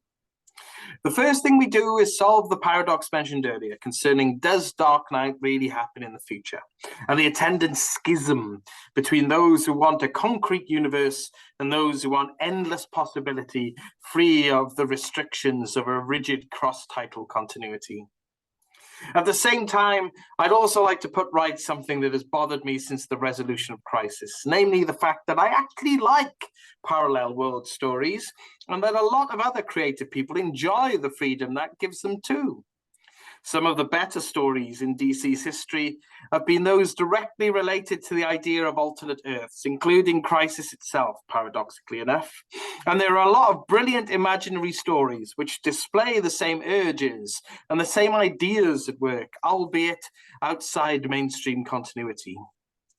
What I propose is something that would allow for the possibility of alternate world stories, as well as the possibility of revisiting old discarded continuities that still have charm, without opening up the whole Earth 1 through 15 problem that prompted the crisis in the first place. It will also be an idea central to the whole concept of this framing linking device with which we connect the events of Twilight with the current continuity. What I propose, basically, is something like the following, subject to input by any creative people with prior claims on the characters I'm suggesting, of course. Firstly, I understand that there is to be some restriction upon time travel in the revised post-crisis continuity, which is all well and good by me. To consolidate the importance of these restrictions and the reverberations upon the various books that use time travel as a motif, I suggest that, as an example, some members of the Legion of Superheroes should volunteer for a reconnaissance mission exploring the time stream and testing its limits with regard to their vehicles. Those Legionnaires might be selected for this that me and Paul have agreed between us are appropriate. At the same time, in any other books that might have time travel problems, it could be mentioned in passing that from our own era, Professor Rip Hunter was currently investigating the phenomenon in his time top. I also like parallel world stories, Paul. Me too. Do you feel that since Crisis, writers for DC have just been trying to write around the lack of parallel worlds? Yes. Yes, I have. Which is what Moore is doing here, essentially. Exactly. Is this, yeah. They want to write the parallel world stories, so they get it in these. They're tying themselves in knots, trying to write parallel world stories without parallel worlds, basically. The dumbest thing to me was they got rid of Earth 3, the home of the crime syndicate of America, right? So, like the evil Justice League, basically. And then they basically said, oh, hey, wait, there are evil Justice League. There's an evil Justice League, except they're not on a parallel Earth. They're in the antimatter universe. That's a parallel Earth. So for a while they had to be drawn with the big eyes, didn't they? Like for some reason. It's still a parallel Earth. I don't care what you say. You're just saying it's not. That's just like saying it's that's like saying the metaverse is linear, but hyper time is emotional or whatever it is. Yeah. It's weird, isn't it? Because I like the Justice Society on the same Earth as the Justice League, but it's like you said, Captain Marvel works better with his own little Earth to go about on. You know. Well, that's because Captain Marvel, at his best, fulfills the same function as Superman. And therefore, if he's on the same Earth as Superman, he can never be at his best. I like the Justice Society on the same Earth as the Justice League, but it does remove having an older Superman around. Yeah. It does remove the Huntress being Batman's daughter. So you do sacrifice some things. But overall, I do like the dynamic of them, of the Justice League having people to look up to. Yeah. And we'd still probably get I wonder if there's like a universe out there where Starman was set on Earth too. James Robinson's Starman would have been entirely on Earth too. That would have been interesting. That would be interesting. I would like to see that. I suppose we wouldn't have had the crossover with the Legion and Space Cabbie and all that, though, would we? Probably not. No. No. By the way, little side note to everyone.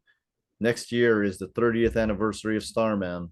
So tell DC you want them to release the unpublished Starman story by James Robinson and Tony Harris. That's all. Commercial over. Back to our regular programming. Okay, now if Paul and Karen and everybody else involved are amenable to this, then I figure the next step is to introduce a scheme by the Time Trapper.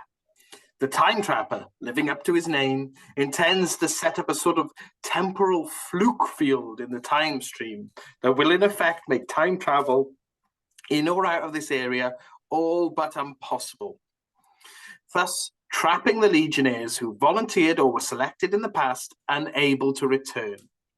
I suggest that the Legionnaires chosen should be some that Paul is able to do without for a few months, and maybe those that he'd like to see some changes made to. Like I say, these details can be sorted out later. The Time Trapper is maybe planning to trap these various Legionnaires in the past so that they cannot help prevent some plot he is planning to devil the Legion with in the future, and might conceivably be useful as a plot springboard to Paul over in the Legion's own book.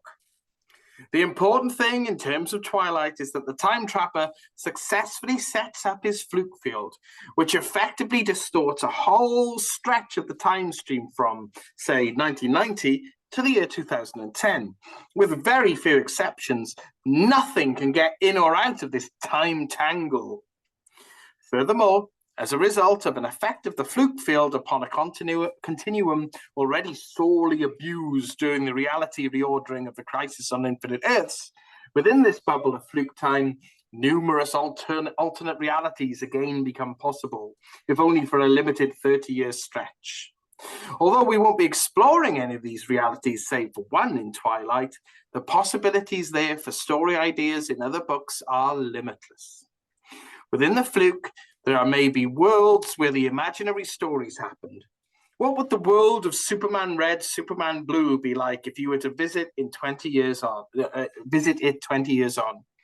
Or the world in The Death of Superman? Is there a world perhaps like the old Earth 2? Or a world in which the Dark Knight takes place? As well as opening up a wealth of story possibilities without opening up the attendant can of worms, it also provides a convenient trash bin for every story that DC ever published that didn't fit in with the continuity. Brother Power, it happened in the fluke. Prez, the fluke. The Rainbow Batman, in the fluke. Because travel by people in the mainstream continuities into the fluke zone of the time stream would be presented as all but impossible, except in exceptional circumstances. The chance for the infinite number of maybe worlds in the fluke to spill over and damage the mainstream continuity would be minimal. This is Grant Morrison's Animal Man. Yes, yeah. And it's hyper time, isn't it? And it's hyper time. Yeah. Also, I want to say 1990 to the year 2010 is a 20-year time span, Alan, not 30. Yeah. Yeah. So something interesting comes up here, and this touches on something that I think I'm going to end up talking about quite a lot. I think Dan Didio read this proposal and never got over it. That's my personal theory. Oh. I think he wanted this to happen, and he kind of used elements of it in the DC universe over the years. I mean, we could talk about it a bit later maybe, but I think a lot of what he had planned for 5G maybe comes from this proposal. And just little things as well. And this is why it's come to mind now. New 52, right? When that happens after Flashpoint, the Legion get trapped in the future. They can no longer time travel, except for a handful of lost Legion members who are trapped in the present. Mm-hmm. That literally happens in the New 52. It doesn't go anywhere, but it happens. So, I think there's a lot of little things like this that you see happening under Didio's regime. And my personal theory is that he liked this. I think that the first thing that one of the first things Dan Didio and Jim Lee did when they became in charge of DC Comics is green light before Watchmen. So I think it is very clear that Dan Didio is an Alan Moore fan. So he almost, yes, I would say he almost definitely did read this. I would agree with you. That would be my speculation as well. Also, to clarify to everyone, when Moore talks about the death of Superman here, this is not the death of Superman that is famous and happened in the 90s. There is an imaginary story set in the 60s where Superman dies. That's it. It's a good story. It's a good story. Okay. So, while the Legion of Superhero volunteers are exploring the altered post Legends time stream, the Time Trapper springs his ultimate time trap, and the fluke comes into existence. The group of Legionnaires find themselves trapped upon an Earth circa the year 2000, albeit only one of the Earth's AD 2000 that now exist in the flux. As a result of the sudden moire effect rippling across the time stream from the fluke, any time travelers in the time stream at the time of the flux coming into operation, which, as we shall see later, poses an interesting little sub paradox, are drawn to the same point, trapped within the enclosed multiple continuities of the flux. These include Rip Hunter and some others who we'll detail later. They find themselves cut off from their own times on a world in which the superhero ideal seems to have gone badly awry, with events seeming to be leading to a terribly apocalyptic war between superheroes. As they struggle to find a way to return to their own times, they experience the terrible events which are going on in the world around them, these events making up the central core narrative of Twilight. Eventually, they find a way to escape, the Legionnaires and others returning to their respective times while Rip Hunter returns to the present, which is where our story proper begins, if such a time crossed tale can be said to have a real beginning. At some point during his unwanted stay in the future, Rip Hunter has met a 20 years older version of John Constantine, who, as ever, seems to be a prime mover behind the scenes in the events going down in this world. Prior to Hunter's escape, Constantine, circa 82,000, has told Hunter that he must find and enlist the aid of John Constantine, circa 1987, which will help him in alerting who will help him in alerting Earth super people to the possible danger waiting in their future and thus avert it. This Constantine and Hunter proceed to do, crossing over into a couple of current books in the process, or merely making phone calls and writing letters if a guest appearance was too much trouble for the various creative teams involved. They could also talk to a few people in the pages of Twilight itself, this narrative providing the stuff that makes up this linking framing device as the two prophets of doom meet different reactions to their tale of a nightmare future waiting to claim the world.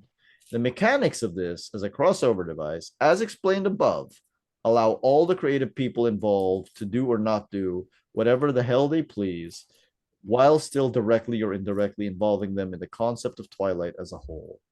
Think how much mileage the Thor writers have got from the idea of the Norse gods trying to do something to prevent Ragnarok, or fearing that Ragnarok was about to come upon them, and I'm sure you'll get the possibilities. You know what's interesting there? Again, I think we've got another example of Didio being influenced by this, because under his regime, John Constantine started getting used in the DC universe again. Yes, there was a period after this where like he was hands off, wasn't he? Like DC superhero writers weren't allowed to use John Constantine for all of the 90s, I think. And also stop being able to use people who were connected to John, like Swamp Thing or Zatanna. Yeah. So Didio very much brought all that back, and Constantine once again became the kind of character who could be going amongst all the superheroes, manipulating them and just being a mischief maker. So I wonder, I mean, it could not have been influenced by this, because, you know, that is a thing that a lot of people wanted to see anyway. But it does make me think. We should point out that this proposal is before the launch of Hellblazer, the comic. Yeah, and that's really fascinating in itself. Just the idea that this Constantine is still Moore's Constantine. Jamie Delano, Garth Ennis, none of these people have put their mark on the character yet. Yes. But what interests me about this is that Constantine's such a strong, well-defined character that even though Ennis and Delano and everyone else added to the character, there's no denying that. I mean, this character Moore's describing here is still recognizably the character that they contributed to, and the character we have today. I mean, he's there fully formed right from the start, like a real bloke, basically. He really is, like more than Superman, more than Batman, more than a lot of the other icons. John Constantine is exactly who he was when he debuted. He is recognizably him. It's incredible. Yeah. In fact, the only place he's not recognizably him is in Crisis, where he wasn't established yet. Yeah, exactly. And where, like, was that the first person other than Moore to write him? Yes, and I think Marv didn't know who he even was. Yeah. So there we go. It was just like some random thing about how, yes, this will have major implications for the Swamp Thing. Who are you? Yeah, so I think, the way Constantine's discussed here just speaks volumes about what an amazing character Moore created in Constantine. He's fantastic. Yes, he is. Okay, so now that everybody is at least hopefully conversant with the concepts behind this framing, linking sequence, I'll go on to discuss the meat of the story, the terrible possible future that Constantine and Hunter are warning everyone about. To do this, I'll start off with a brief description of the world and its background before moving on to give sketches of the main characters who make up the events which happen in this world. The world of Twilight is not a world where the superheroes have deliberately taken over, but one where they have inherited the Earth almost by default, as various social institutions started to crumble in the face of accelerating social change, leaving the superheroes in the often unwilling position of being a sort of new royalty. Even though government and civic authority is all but disintegrated, the various areas of America each have their own coteries of protecting superfolk to look after them, and the superheroes have thus tended to group into clans, each looking after a certain province. There are numerous houses of this nature, dividing America up into a kind of feudal barony system, effectively in terms of politics, if not in terms of technology, which is as advanced as one might expect by 2000 AD. The development of this future society is something which I intend to go into in detail, although not here. I want to avoid the sort of nuke-blighted future that has been a feature of Dark Knight, Watchmen, Ronin, and a lot of other futures presented in comic books and other media, like the Road Warrior films and their ilk, because I feel that it is becoming something of a cliche. And while it's gone some way towards serving its purpose and alerting people to the dangers of the present day by pointing out the possible effects waiting in the future, I personally feel that it's all but outlived its usefulness as a motif in 20th century function and would prefer to come up with a different kind of Holocaust. What I want to show is a world which, having lived through the terrors of the 50s, through the early 90s, with the overhanging terror of nuclear Armageddon that seemed inevitable at the time, has found itself faced with the equally inconceivable and terrifying notion that there might not be an apocalypse. That mankind might actually have a future, might thus be faced with the terrifying prospect of having to deal with it rather than allowing himself the indulgence of getting rid of that responsibility with a convenient mushroom cloud or 900. Following the predictions made by Alvin Toffler and other eminent futurologists, I want to show a structure in which everything from the family structure to the economy is decentralizing into an entirely new form that, while it might ultimately be better suited to survival in the changed conditions of life in the 21st century, is in constant and incomprehensible state of flux and chaos for those living through it. Caught in one of those violent historical niches where one mode of society changes to another, such as the Industrial Revolution, for example. The people of our world find themselves going through an upheaval more abstract and bizarre, but every bit as violent. And as their institutions crumble in the face of the wave of social change, they find themselves clinging to the various superhero clans who represent their only anchor of stability in this rapidly altering world. At the time in which our central Twilight storyline takes place, there are 8 houses, each containing a different superhero clan scattered across America. Although, as we shall see, some of these are pretty well abandoned or non-functioning in any active sense. I'll deal with these one at a time and introduce our main characters along the way, house by house. Okay, can I just point out how Moore has just predicted where we are now? Basically, like any old idiot can predict a nuclear apocalypse. Anyone can predict the end of the world. He predicted, what if the world doesn't end? And we're like, what happens now? You know? And that's where we are now. It's so, given what he just said about people like not knowing what to do if the world doesn't end, given V for Vendetta, where it's got that whole thing where V talks to the public about how, like, you know what, you voted these people in. And Yeah. given there's a quote by Alan that kind of goes viral at times, which is where he says that the problem that conspiracy theorists have is, I don't remember the exact quote, but it's basically like conspiracy theorists are conspiracy theorists because it actually gives them comfort. Because it means that there is some control to the world. But the truth is they're afraid of the truth, which is that the world is rudderless.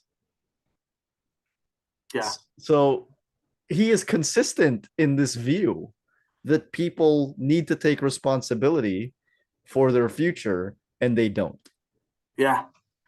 And yeah, institutions are collapsing. The family is changing. We don't trust the media anymore. We don't trust governments anymore. We survived the 20th century and we don't know what we're doing anymore. And people are turning to heroes, in the real world. People are looking for individuals who will solve all their problems for them instead of doing it themselves. So we're turning to Trump. Well, in the Western world anyway, we're turning to Trump. We're turning to Obama before that. We're turning to Musk. We're turning to billionaires, Elon Musk. Yeah. And we're creating this cult of personality around these people. And because we can't be bothered to sort it out ourselves. No matter which side of the fence you're on, who you voted for or whatever, there is not one person who's going to solve things for you. It's not going to happen. Yeah. And I'm not saying that I'm perfect. I've got the answer. Oh yeah, I've been trying to sort it all out for myself, but you guys I'm the same. I want someone to come and sort it out for me, but Same.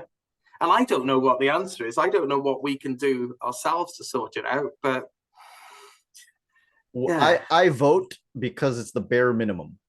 Yeah. and if people ask me like, all right, so what is your solution for fixing the country? I'm like, I don't know. Yeah, well, this is it, isn't it? Yeah. But like one man, and it's always a man, isn't it? One man isn't going to come and help us and save us. They're not going to have the answer, even if they're a good man. No. You can't expect one person to fix it. And I do wonder sometimes if the prominence of the superhero film in pop culture at the moment has sort of, is it a product of this belief that one person is going to save us, or is it feeding into it? I don't know. That sounds very Alan Moorish to ask, Paul. We just all want Superman to save us. That's what I want. when Alan talks about it, when Alan ties superhero, the superhero movies to fascism, I don't actually disagree with him. I think it's an overreaction, but I totally see where he's coming from, because like, I don't think they're fascistic, but I can see where somebody looking for a belief system will hold on to those movies so sacredly that it becomes fascistic. Because at the core of it, a lot of it is about who's stronger than who. And Superman's a fantasy. We've said this before, haven't we? Superman's like, what if there was a guy who wouldn't be corrupted by his power? What if there was a guy who could show us the way? And it's a lovely fantasy, but it's not going to happen. It is a fantasy, Speaking of a very similar fantasy, the movie Captain America Civil War, right? They have this whole debate about whether or not superheroes should be registered or controlled by the government. And Captain America's whole thing is that, if there is a crisis, we are the ones best suited to decide on this. The reason he's right is because he's Captain America. Yeah. Yeah. Otherwise, he's wrong. And this is why, even in the comic, I had enormous sympathy for Iron Man, because Tony Stark knows he's a wanker. He knows he's flawed. He knows he's fallible, and he knows he can't be trusted with that power. Yes. He knows Steve can, but he also knows that not everyone is Steve. And Steve cannot fathom that that people cannot, that they won't be making the same decisions as him, because he's too good a person. Yeah. And he believes that you are equally good a person, because he doesn't want to believe that he's a good person. Does not going to think like, oh, I'm a good person. Yeah. So he doesn't want to believe it. And therefore, Paul, therein lies the fantasy that there exists that one man who will make that decision for you. And nobody is that one man. But comics lean into that these days, and it gets overlooked a bit. Like, I really love the end of Secret Origin, where it's almost like Life of Brian in a weird way, because Superman turns to this crowd of people and he basically says, you're gonna have to figure it out for yourself. Me or Lex Luthor, we're not gonna solve it for you, and it's a bit like that bit in Life of Brian where he's like, you're gonna have to figure it out for yourself.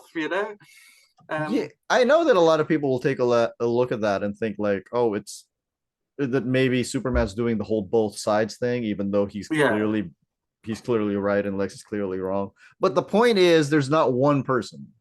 Even if that person happens to be right about this thing at the specific point in time, there is not one person who's gonna get you there. Okay. Yeah. The houses of the heroes.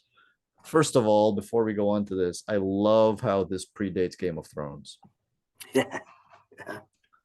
Because people are into this stuff right now. The houses of the heroes: House of Steel, House of Thunder, House of Titans, House of Mystery, House of Secrets, House of Justice, House of Tomorrow, and the House of Lanterns. I love that the House of Mystery and the House of Secrets are just in here.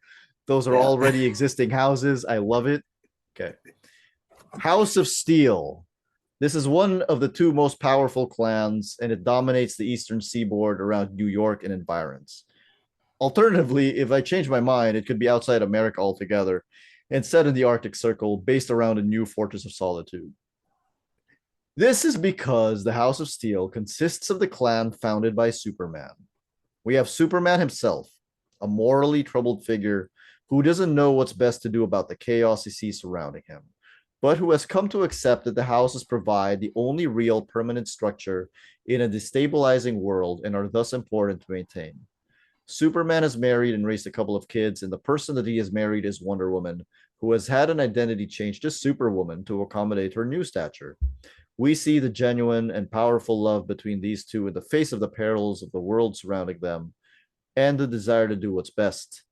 They are also troubled by their two offspring. One of these is a new Superboy, and he's about 18 when the story opens, and he's real bad news.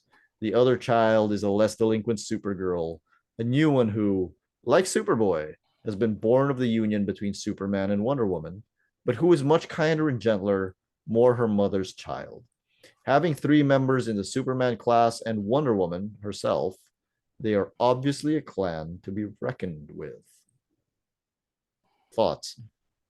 So this is my big problem with this, and maybe it's something more would have fleshed out, but he obviously does not give a crap about Wonder Woman. Agreed. That was my first thought too. Yes. I completely agree with that.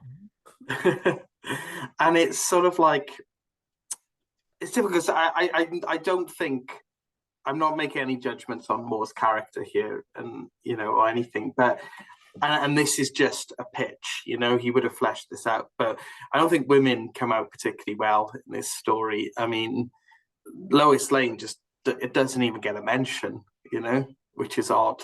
Wonder Woman just becomes an accessory to Superman, you know, just she literally gives up her own name. You know, the only other prominent woman in this is, we'll see later on, Phantom Lady, you know, and maybe Black Canary.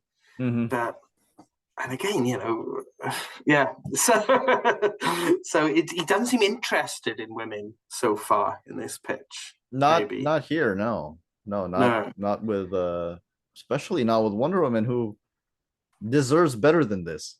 Yes, she deserves really better than this.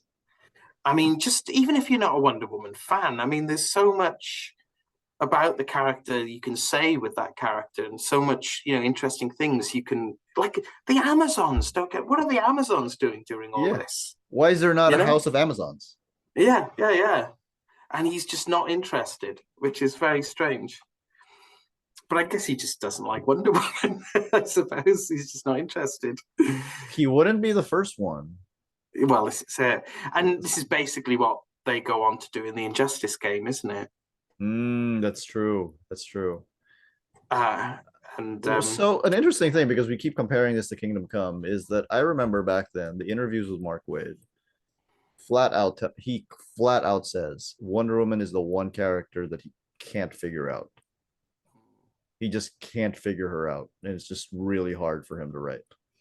And I think he eventually did when it came to I mean, Kingdom Come, the treatment of the superheroes there was to take them all the way to the extreme, right? And then bring them back. Yeah. So I think he eventually did. But even there, I think she is a difficult character to write. It takes you know, if Alan Moore and Mark Waid have trouble writing her, I think that maybe it requires a certain mindset, you know, because I don't know. There's something about her that lends itself to complexity and difficulty, to the point where it's seemingly a writer like Alan Moore would give up on her. And I think, you know, a lot of the writers, you know, people like Gail Simone, I'm thinking of here, who do have a handle on it, they're women, you know, and I think that says something, you know. They've got a handle on the sort of inherent contradictions in a character like Wonder Woman, you know, and they can understand where a character like that is coming from more. And I don't understand why more women aren't allowed to write it, you know. You think that it would be an easy choice. Yeah. But yeah, it's again though, we've got another, you know, because like the Injustice game, I mean, I wonder how you know, were the people who made that game influenced by this at all? Probably. Or is it just a really obvious idea that people are going to go for? Well, I think Superman and Wonder Woman being shipped is like such an obvious idea that it's not. Yeah. It's actually not a creative idea. Yeah. And it's, well, again, it's something that Didio made happen during the New 52, isn't it? Yes, it is. Superman going out with Wonder Woman. So again, you say it's an obvious idea, so it could have been that. Or was Didio trying to bring elements of this into continuity? I don't know. Don't forget that John Byrne did it too. He did, didn't he? Yeah. Even has Superman saying he had a particularly intense dream about her. Imagine going on a date with Wonder Woman and saying, "I had a wet dream about you." God damn it, John. Anyway, you're amazing, John. You're amazing. He is amazing. Don't ever change. Don't ever change. Okay. House of Thunder. The House of Thunder is the other major power and possesses members with power in the same class as that of the House of Steel. The House of Thunder is composed of the Marvel family, plus additions. Captain Marvel himself is the patriarch and is, if possible, even more estranged and troubled by the state of the world than Superman is. Perhaps because the Marvel family are having to come to terms with the difficulties of having human alter egos along with everything else a point I'll return to when I outline the plot. Alongside Captain Marvel, there is Mary Marvel, who the Captain has married more to form a bona fide clan in opposition to that of Superman than any other reason. There is also Captain Marvel Jr., now an adult superhero, every bit as powerful and imposing as Captain Marvel in his prime, but forced to labor under the eternal shadow of a senior protege. To complicate things, Captain Marvel Jr. and Mary Marvel are having an affair behind the Captain's back, Guinevere and Lancelot style, which has every bit as dire consequences as in the Arthurian legends. The other member of the Marvel clan is Mary Marvel Jr., the daughter of Captain and Mary Marvel Sr. Mary Jr. is fated to be part of a planned arranged marriage to the nasty delinquent superhero, the Superboy, during the course of our story, in order to form a powerful union between the two houses. Peripheral to all this, but perhaps interesting, somewhere in the House of Thunder, which rises up from the middle of Los Angeles, over on the West Coast, by the way, there are quarters occupied by those characters from the Fawcett universe who can no longer cope with life in an increasingly realistic and difficult outside world. These include a sad and aging Mr. Talkie Tawny and perhaps even Mr. Mind. Please don't laugh. I think I can make it work. The houses of Steel and Thunder face each other across the country, with the various minor houses and constellations gathered somewhere in between, vying for the power that's left over after the two major houses have had their share. I hate everything you just read. So, were Mary and Billy brother and sister? They are twins, Paul. They are definitely brother and sister, aren't they? Yes, right? They're twins. They always have been, right? Has he forgotten that? Not post New 52. They're adoptive brother and sister now. But yes, but in they're 1987, twins. They were twins. Yes, yeah. They're twins. They're twins, Paul. They share a mother and they share a father. They came out of the mother at the same time. Do you think he's forgotten that? I don't think so. I think it's intentional. I hate everything you just read. It's just terrible, isn't it? Again, this is the story over the characters, isn't it? He's come up with the story first. And the characters have been shaped to fit it. Oh, I don't know, Paul. I think so. I think that this here is what I think is the dirty little secret of 1980s Alan Moore success. You know, the not secret is that he's a really good writer. The dirty little secret is that a lot of his concepts you would have thought about as a teenager growing up with these characters. Yeah. Like, wouldn't it be cool if superheroes, Watchmen, like, wouldn't it be cool if superheroes actually had a mental illness? Yeah. Wouldn't it be cool if the Joker actually did all of these horrible things to Commissioner Gordon? He just happens to pull it off. Would it be cool if Captain Marvel had sex with his sister? He just happens to pull all of this off because he's one of the greatest writers who ever lived. Yeah.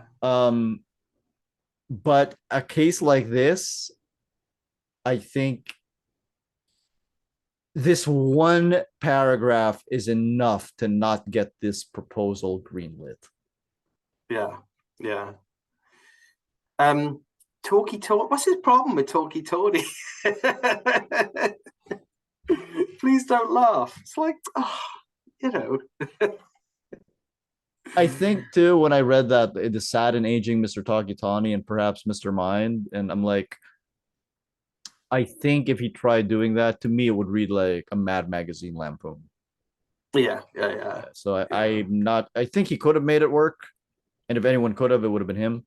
But I don't want to see that. No. Like, we've had Talkie Tawny working, and like, since then, like Final Crisis. Talkie Tawny's great in Final Crisis.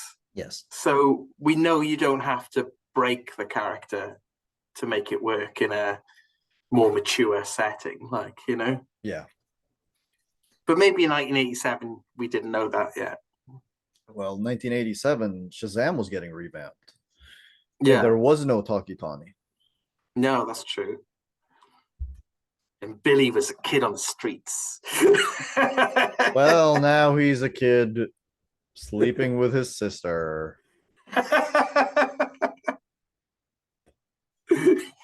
Or is he? Mm. You see, there may not be incest in this book at all. It may be even worse. It may be even worse. House of Titans, one of the two foremost clans making up this collection of lesser houses, is a clan composed of the remains of the Teen Titans, now grown up in a hell of a lot grimmer and more frightening than they ever were in the past. They are led by an adult Nightwing who, trying to emulate and live up to the reputation of the Batman, has become every bit as driven and vicious as his mentor, who lacks the depth of compassion and understanding that separate the Batman from all the other grim vigilantes. As a result, Nightwing is not an altogether nice character. This isn't helped by the fact that Starfire has been killed some years earlier during a period when all the aliens were being forcibly expelled from Earth by the big powers, who feared an alien influence moving in to take advantage of the disruption and uncertainty in society. Other Titans who have died include Jericho, while some, including Kid Flash and Wonder Girl, have left the Titans to take up with other clans, a cause of bitterness amongst the remaining Titans. These include an adult version of the Hawk, formerly of the Hawk and the Dove, who is maybe renamed Warhawk and who only lives up to his name, a sort of super Rambo who Nightwing tends to use as a human weapon. There is also the Cyborg. Vic Stone has had some rejection problems with his bioelectronic parts in the time that's elapsed since our present day, and as a result, more and more of his body has been replaced by mechanical parts, including one lobe of his brain. He is forced into considering the frightening question of when exactly something stops being a person and starts being a machine. How much do you have to take out and replace before there's just a robot left? One thing that helps take Stone's mind off his own problems is that he must keep an eye on the Changeling, who has serious problems of his own. When the terrors of the world finally become too much for his hokey, lighthearted facade, the Changeling did what he always said he'd do. He went crazy. Not completely crazy, but more and more these days, he stays in animal form, or worse, in some awful halfway form between the human and the animal. Worse still, increasingly these days, he is starting to adapt the forms of animals that don't exist outside the increasingly tortured confines of his mind. Before the story is out, he will have adopted a new identity, calling himself the Chimera. The only other Titan is Raven, who is now an aging, very dignified sorceress. She stays with the Titans out of loyalty for the way they stayed with her in the past when she had troubles. But increasingly, she finds herself drawn to the tempting notion of leaving the House of Titans and moving into one of the other houses, which is far more suited for her, this being the next house on our agenda for discussion. The House of Titans, incidentally, can be constructed around the remains of the original Titans Tower, although I must confess I forget exactly where that's situated geographically. I've got one thing to say is that Alan Moore doesn't get Nightwing. No. I was thinking about that while you're reading. I wonder, like, how much of what we know about Nightwing had been explored at this point? Because that's a good point. You know, I guess we were well into Wolfman Perez's Titans at this point. Well, he's already Nightwing. He's already Nightwing, yeah. So he's been explored in the pages of Titans, but nowhere else. I mean, really, where Moore's coming from here, I suppose, is the kid who the guy who outgrew Batman, right? Mm-hmm. Because at this point in time, it was very much his decision, wasn't it, to leave? Whereas later on, that was kind of retconned into Batman fired him. Yes. So we hadn't had that sort of dynamic at this point of like Batman was getting really grim and he fired Nightwing because he didn't want him anymore. And he went on to get grimmer and Nightwing was worried about him. And, you know, that kind of out of control Batman being held back and tempered by his family, that sort of dynamic hadn't really happened yet, had it? That's true. This is pre-Killing Joke. Yeah. You're right. So yeah, so really, where he's even though the Nightwing he describes here isn't recognizably the Robin we've seen up to this point, and it's not recognizable as Nightwing from the Titans, there's less of a precedent for that kind of Dick Grayson. That kind of Dick Grayson hadn't been explored as fully as it has been now. You are absolutely right. What he is doing here is a logical extrapolation of Nightwing. Yeah. It just happens to not be what happened. Yeah. Luckily. Luckily, yes. So what ended up happening is the exact opposite thing. Nightwing is the more compassionate, more nicer, more friendly of the dynamic duo. Yeah. So yeah, that's really interesting, I think. And how lucky we are to have this Nightwing we have now. Dick Grayson is grown as a character, you know. The heart of the DC universe. Yeah, absolutely. Yeah. Which is brilliant. Much better than this.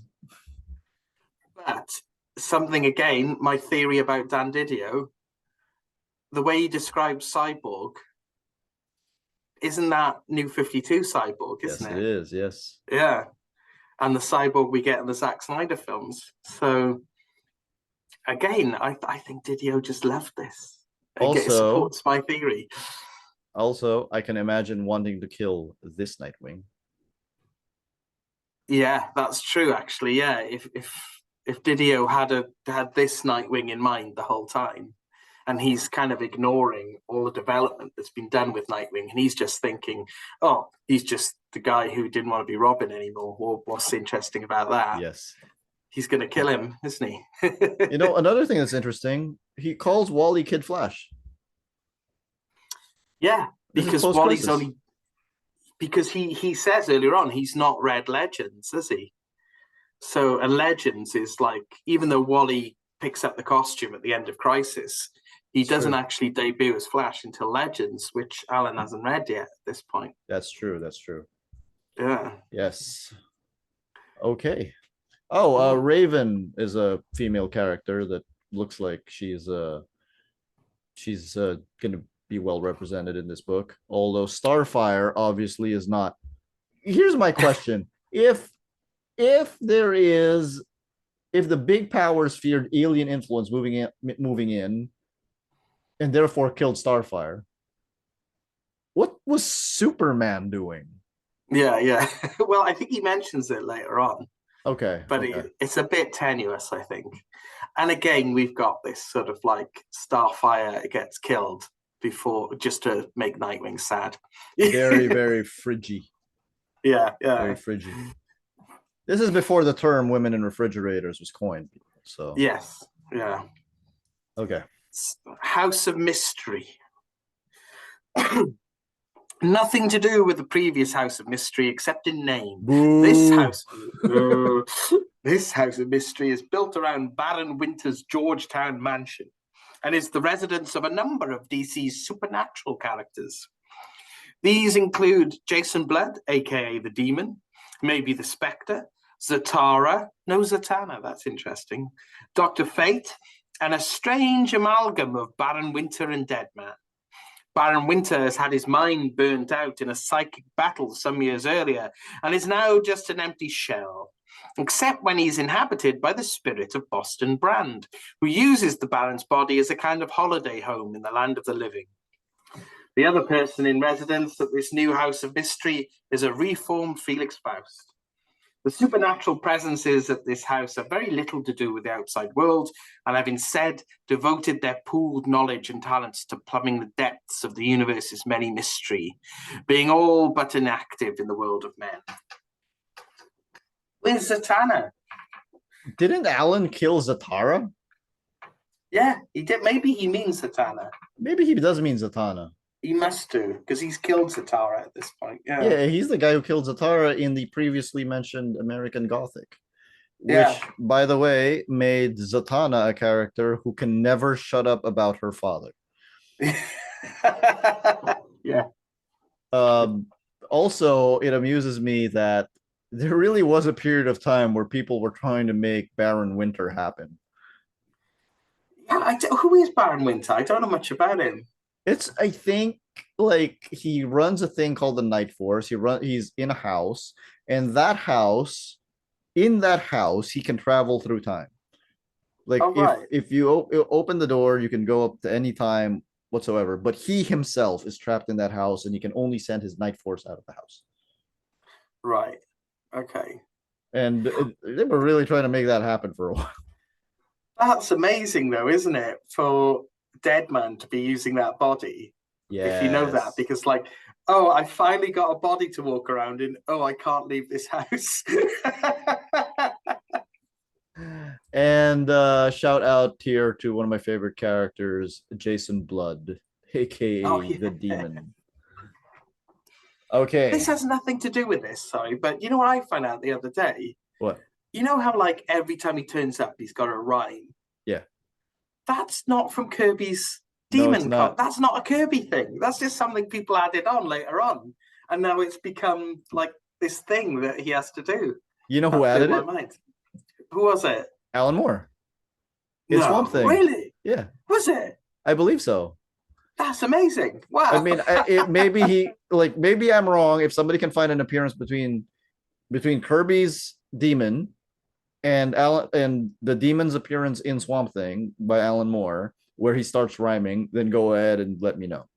But I believe that was the first time. Wow. That's And then amazing. they just ran with it.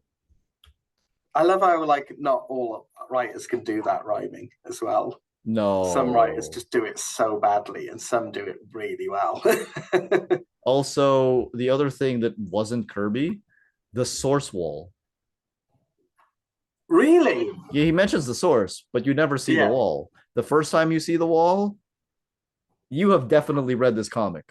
It's not X-Men Teen Titans. It is X-Men Teen Titans. That's incredible. That's like people, the old gods on the wall. That's DC iconography. That is, And and it that showed up first in a crossover. that's incredible. The first person to draw the source wall is Walt Simonson. That's fantastic. Wow. Not Jack Kirby. Not Jack You Kirby. heard it here first. Possibly not, but I heard it here first. House of Secrets. Again, similar only to its predecessor in name. This House of Secrets is the residence of a rough conglomerate of the few surviving supervillains that haven't been wiped out in an earlier Justice League-headed purge on supervillains, which makes up part of the historical background of our story. The villains, all considerably older than today, who make up this fraternity are roughly as follows, subject to revision. Luthor, the Joker, Gorilla Grodd, Captain Cold, Catwoman, Kronos, and Star Sapphire, along with baby Dr. Sivana and a couple of others. This house is powerful enough to defend itself against occasional attacks by the other hero-centered clans, but isn't otherwise especially active and thus tends to get left alone, largely because the province that these villains protect, somewhere up in the reaches of Nevada, is just as well looked after as the places controlled by the heroes, whereby hangs some sort of moral. See, this is him saying that he wants to prove something, say something about the world around us. Yeah. This is also him forming an injustice gang. Yes. But I will say, I think this, and this isn't a criticism of Alan Moore, I think it says more about how much, like with Nightwing, it proves how much development has been done of Luthor since 1987. Like, Luthor as we know him today, like, there's no way he's just sitting there in Nevada when everything he's feared has come true.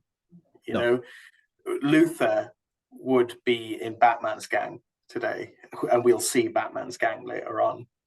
But spoilers. We should point out that Alan Moore did write Lex Luthor in Whatever Happened to the Man of Tomorrow and terribly shortchanged him.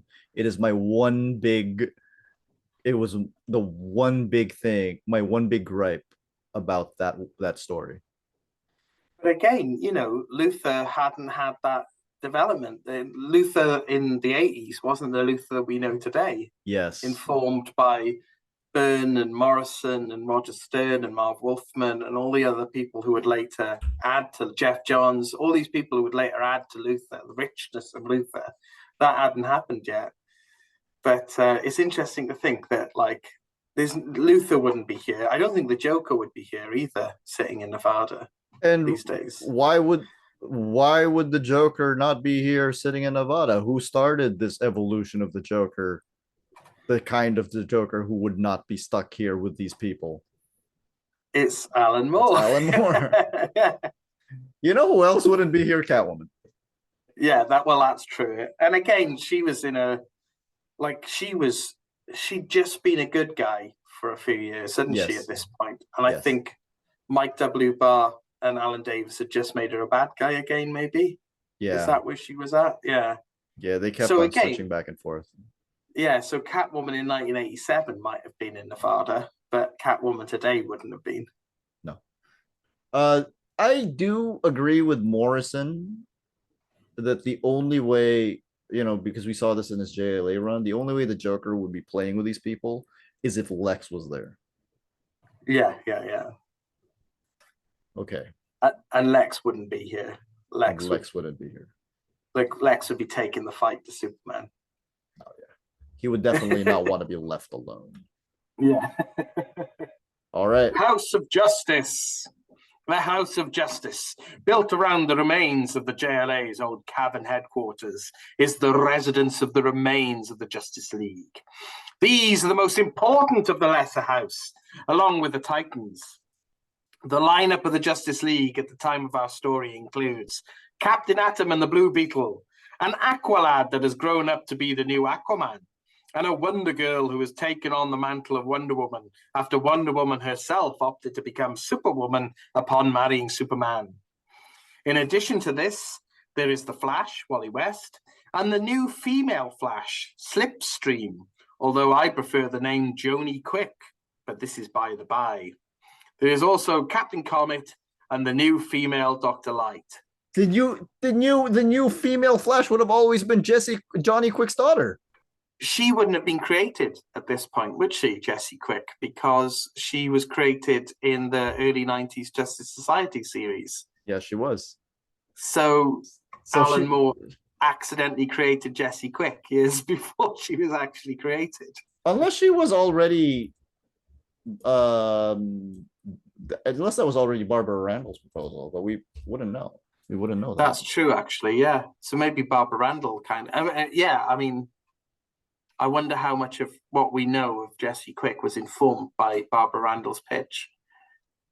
Who knows? I am really curious about that now. You know how you were saying people were trying to make Baron Winter happen? Do you feel there's some people trying to make Captain Comet happen? I thought you were going to say Dr. Light. Oh, no, I like female Dr. Light. I do too, but I feel like people have been trying to make her happen for a while, for a long time. They have. Yes, definitely Captain Comet, though. Yeah, like I think Morrison kind of brought in a new Captain Comet in his Action Comics run for the New 52, and that didn't happen. And James Robinson, of course, made him the central figure of the Silver Age at the end of the Golden Age, didn't he? Yeah. And that just... he's not happening, is he? No, I don't think so. DC has a primary space hero, and it's not Captain Comet, it's Adam Strange. Yeah, absolutely. What was Captain Comet's deal? Is he like telepathic or something? Yes. He's like telepathic Flash Gordon, isn't he? I think so. Yeah. I would have been interested to see how Alan would have written Captain Atom and the Blue Beetle, because I do think that in post-apocalyptic future, Captain Atom and the Blue Beetle will probably look a lot like a couple of the Watchmen characters. That's a good point. Yeah. But I imagine, again, like if Captain Atom was Dr. Manhattan level, he wouldn't be sitting here in the House of sitting in a cave with with all these other shadows. Let us point out, by the way, that eventually Ted Kord, the Blue Beetle, does get to a point where he is overweight like Night Owl is. Yeah, that's true. So there. Donna Troy becoming Wonder Woman in this one. With all of these names and these framing devices and the fluke fields and everything, if Alan's intention was to do a simplified version of continuity, this is not it.